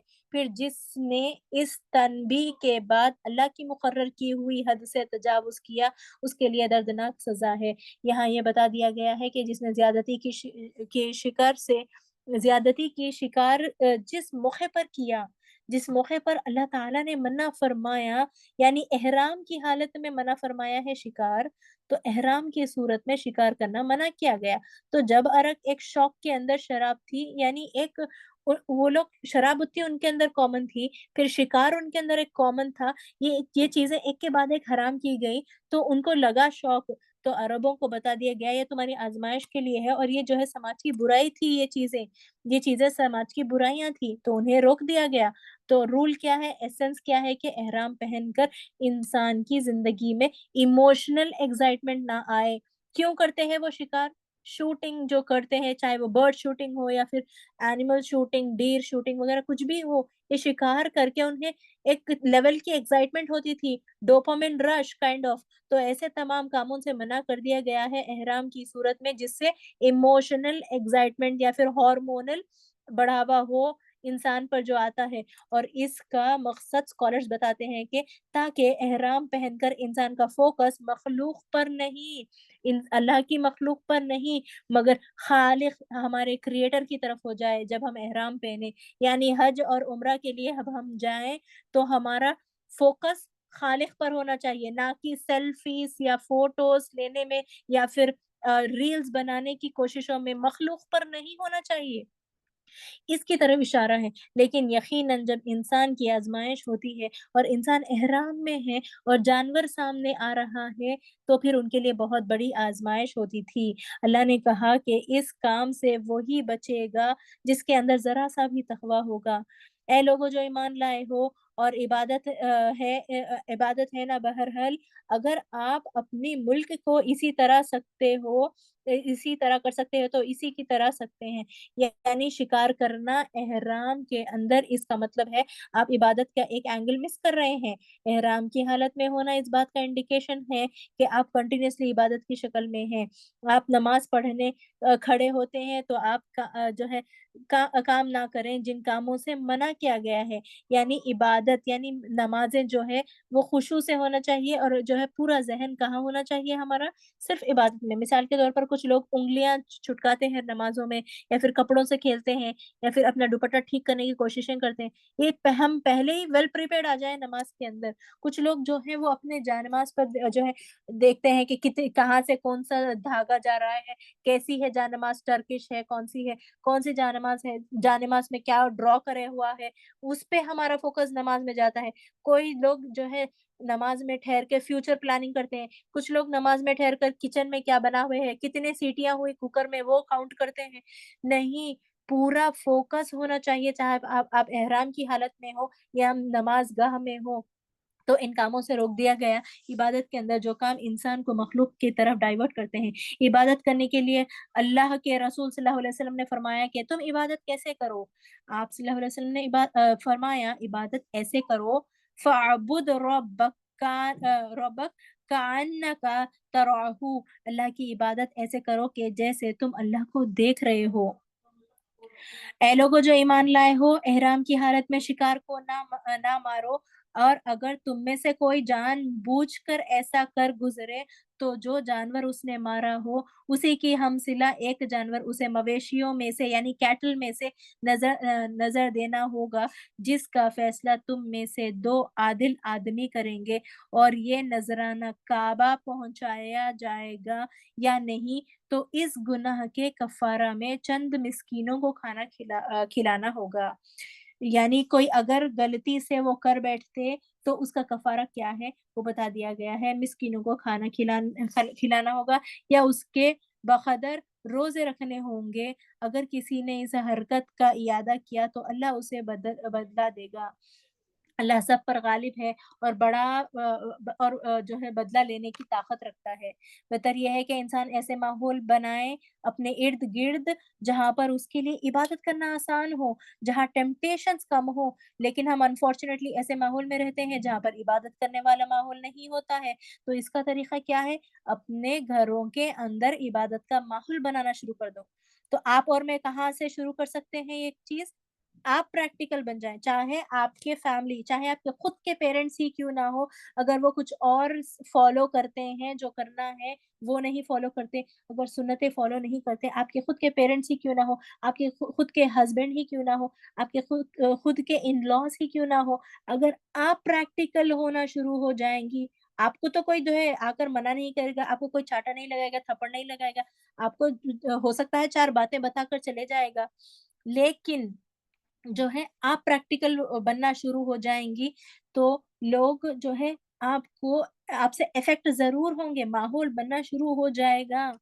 तो हम कहते हैं कि हम जो है जल्दी से पढ़कर नमाज़ पढ़कर हम जो है वापस 2 मिनट में नमाज़ पढ़ के हम आएँगे, तो ऐसा नहीं होगा। नमाज़ खुशू से उस प्रॉपर टाइम देकर पढ़ा जाएगा। तो ये चीज़ अल्लाह ताला ने यहाँ वाज़ेह कर दी कि अपने माहौल को इबादत वाला माहौल बनाओ, चाहे इहराम की हालत में हो, चाहे तुम आम ज़िंदगी में इबादत की हालत में हो। तुम्हारे लिए समंदर का शिकार और उसका खाना हलाल कर दिया गया है, जहाँ तुम ठहरो, वहाँ भी इसे खा सकते हो और काफ़िलों के लिए ज़्यादा रह भी ना सकते हो। अलबत्ता खुश्की का शिकार जब तुम इहराम की हालत में हो, तुम पर हराम किया गया है। बस बचो इस खुदा की नाफरमानी से जिसकी पेशी में तुम सबको घेर कर हाज़िर किया जाएगा। अल्लाह ताला ने यहाँ पर क्या बताया है कि समुंदर के तमाम जितनी भी मखलूक़ात हैं, वो सब हलाल की गई हैं। खुश्की यानी व्हिच आर नॉन एक्वाटिक और जो एक्वाटिक लाइफ़ है, उसमें क्या-क्या जो है हमें अलाउड है, वो बता दिया गया है कि कि तमाम मखलूक़ात जो है समुद्र की अलाउड है। मिसाल के तौर पर लोग क्रैब्स भी खाते हैं, जो है मकरूह है, ठीक है, मगर हराम नहीं है। लोग बड़े-बड़े जो हैं वो क्रेफ़िश खाते हैं, लोग जो हैं वो जो है स्केट फ़िश खाते हैं, डिफरेंट काइंड्स ऑफ फिशेज़ होते हैं, वो खाते हैं। तो हम उसकी जो है कराहियत ना करें, कराहियत हमें महसूस होगी, हम तो सिर्फ़ फ़िश खाते हैं, फ़िश के जो है वैराइटीज़ खाते हैं, हमें कराहियत महसूस होती है। मगर तो बहरहाल स्कॉलर्स कहते हैं कि आपकी मर्ज़ी है, आप नहीं खा रहे हैं, ठीक है, लेकिन उसकी कराहियत ना करें क्योंकि अल्लाह ने तो हराम नहीं रखा है, वो खा सकते हैं। अल्लाह ने जो हराम किया है वो ना खाएँ, इसलिए कि अल्लाह ताला ने समुंदर का जानवर, समुंदर फ्रेश वाटर जो भी मखलूक होते हैं, वो चीज़ें हलाल की हैं, फ्रेश वाटर एक्वाटिक लाइफ़। तो यहाँ पर जअलल्लाहुल कअबतल बैतल हराम क़ियामल लिन्नासि वश्शहरल हराम वल हदिय वल क़लाइद। अल्लाह ने मुक़ाम महतरम काबा के लोगों के लिए इज्तिमाई ज़िंदगी के क़याम का ज़रिया बनाया है। यानी एज़ ए क्राउड हम जो है काबा शरीफ में जाते हैं, राइट? या हज हो या उम्रा हो, इज्तिमाई ज़िंदगी के क़याम का ज़रिया बनाया है और माह हराम और कुर्बानी के जानवरों और खलादों को भी अगर अल्लाह माह हरम यानी मंथ्स ऑफ जो है पिलग्रिमेज अल्लाह ताला ने काबे के तवाफ बनाया है तो यकीनन आप और मैं खुद से ये डिराइव नहीं कर सकते कि वो जो मस्जिद नबवी के अंदर कुछ लोग सुतून बनाए हुए हैं। हाँ, मस्जिद नबवी में भी बहुत जो है स्पेशल प्लेस है वो मगर जो है कुछ लोग ऐसे भी हैं जो एक्स्ट्रा वर्शिप करते हैं, जो 7 सुतून हैं वहाँ पर, उनका तवाफ भी करते हैं मदीना में, तो एक्स्ट्रा चीज़ें ना करें। अल्लाह ने कहा कि जिस चीज़ यानी रसूलुल्लाह सल्लल्लाहु अलैहि वसल्लम जब जो है अपने जो है अज़वाज मुतहहरात के साथ जो है हज के लिए गए थे, राइट? हज्जतुल विदा, तो उस मौके पर उन्होंने तमाम रिचुअल्स बता दी, कस्टम्स बता दी हमको हज से रिलेटेड, पिलग्रिमेज से रिलेटेड। तो ये एक्स्ट्रा चीज़ें उन्होंने नहीं की, तो हमें भी उन चीज़ों से बचने की ज़रूरत है। अल्लाह ने कहा कि चीज़ को अल्लाह ने मोहतरम ठहराया है, बस वही चीज़ मोहतरम हो सकती है। जैसे कुछ जानवरों के नाम अल्लाह ने बता दिए थे पीछे, हमने जो पढ़े थे। अल्लाह ने कहा कि जिस चीज़ को अल्लाह ने मोहतरम ठहराया है, बस वही चीज़ मोहतरम हो सकती है। जैसे और जो है हमने پیچھے پڑھے تھے کہ شاعر اللہ مطلب جس کا ہے یعنی اللہ سبحانہ وتعالیٰ نے جو شاعر اللہ بتا دیے تھے، عرب کے مشرکین نے بھی اپنے لیے کچھ جانور ایسے بنائے ہوئے تھے کہ جن کو وہ خاص کوئی نام دے کر چھوڑ دیا کرتے تھے، یعنی کون سے اینیملس کو جو ہے پرے کرنا ہے یا کھا سکتے ہیں اور کون سے اینیملس ہم پر حرام کیے گئے ہیں، یہ بتا دیے تھے شاعر اللہ۔ عرب کے مشرکین نے بھی اپنے لیے کچھ جانور ایسے بنائے تھے جن کو وہ خاص کوئی نام دے کر چھوڑ دیا کرتے تھے، اس کی طرف اشارہ کیا گیا ہے اس کام میں، اور ماہ حرم اور قربانی کے جانوروں اور خلادوں کو بھی اس کام میں معاون بنا دیا تاکہ تمہیں معلوم ہو جائے کہ اللہ آسمانوں اور زمین کے سارے حالات سے باخبر ہے اور اسے ہر چیز کا علم ہے۔ خبردار ہو جاؤ، اعلموا، اللہ سزا دینے میں بھی سخت ہے اور اس کے ساتھ بہت درگزر اور رحم کرنے والا بھی۔ اب چوائس آپ کی اور میری ہے کہ ہم اللہ کی کس کس جو ہے شان کے اپنے آپ کو مستحق بناتے ہیں۔ آپ کو اور مجھے اللہ تعالیٰ نے چوائس دے دی ہے سوچنے میں، اور ہم کیا کریں گے، ہمیں کیا اچھا لگتا ہے وہ کریں گے ہمارے ڈیزائرز کے حساب سے، یا پھر اللہ سبحانہ و تعالیٰ نے جو سیٹ آف رولز بتا دیے ہیں وہ ہم فالو کریں گے۔ تو آپ دیکھیں کہ اللہ تعالیٰ نے یہاں پر اس مقام پر اپنے رحم کے اگینسٹ، اپنے رحم کے برابر دوسرے ایکسٹریم سزا بتائی ہے، یعنی اللہ کی رحمت کے اگین جو ہے دوسرا ایکسٹریم سزا بتائی ہے۔ ایک ایکسٹریم پر رحم ہے اور ایک ایکسٹریم پر سزا ہے، تو بالکل جیسے سورہ فاتحہ میں ہم نے پڑھا تھا کہ وہاں ایک ایکسٹریم پر اللہ کا رحم تھا اور رحمان الرحیم، اور دوسری ایکسٹریم نہیں وہاں پر نہیں بتائی گئی تھی، رحم کی ایکسٹریم ہوتی ہے سزا۔ اللہ نے سورہ فاتحہ میں سزا کی بات نہیں کی تھی، بالکل اسی طرح، یعنی سورہ فاتحہ میں الرحمن الرحیم آیا رائٹ، اور دوسرے سائڈ میں کیا آیا، مالک یوم الدین، دو چیزیں بھی آ گئی ایک جگہ، تو یہاں پر بھی ایسے ہی کمپیریٹیولی آیا ہے، یہاں جو ہے دونوں ایکسٹریمز ہمیں مل گئے ہیں۔ رسول پر تو صرف پیغام پہنچا دینے کی ذمہ داری ہے، آگے تمہارے کھلے اور چھپے سب حالات کا جو ہے جاننے والا اللہ ہے۔ یہ کہہ کر بتا دیا کہ رسول کو تمہارے صرف ظاہری عمل کا معلوم ہوتا ہے، نیتوں کا حال رسول نہیں جانتے، وہ صرف اللہ جانتا ہے۔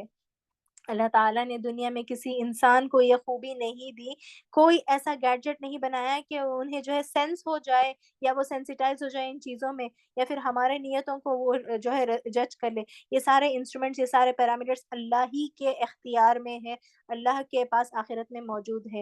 اے پیغمبر صلی اللہ علیہ وسلم، قل کہہ دیجئے کہ ابھی تک تو کہیں آپ نے قل نہیں، یہاں پر نہیں پڑھا، ہم نے قل نہیں پڑھا، کہہ دیجئے، یعنی اللہ ہمیں ڈائریکٹ کنوے نہیں کر رہے ہیں، نبی کریم صلی اللہ علیہ وسلم سے کنوے کرا رہے ہیں کہ جب شراب کی حرمت بھی آئی تھی تو وہاں پر بھی آپ دیکھیں کہ وہاں پر اس آیت میں بھی قل نہیں آیا تھا کہ اللہ کے رسول صلی اللہ علیہ وسلم سے کہا جائے کہ آپ انہیں کہہ دیجئے، تو یہاں پر قل کہا جا رہا ہے، یہاں آیا ہے قل کہہ دیجئے، لا یستوی الخبیث والطیب، کہہ دیجئے پاک اور ناپاک بہرحال یکساں نہیں ہیں۔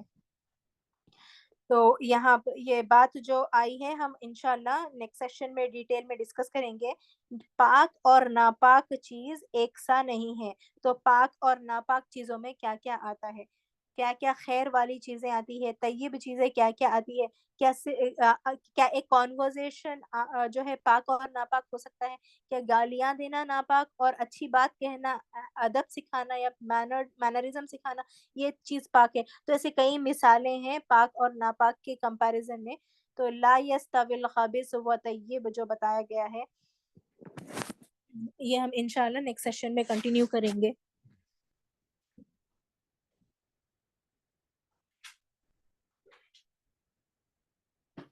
بارک اللہ فی لکم القرآن الحکیم ونفعنا وإیاکم بما فیہ من الآیات والذکر الحکیم۔ سبحان ربک رب العزة عما یصفون وسلام علی المرسلین والحمد للہ رب العالمین۔ جزاک اللہ خیر۔ السلام علیکم ورحمۃ اللہ وبرکاتہ۔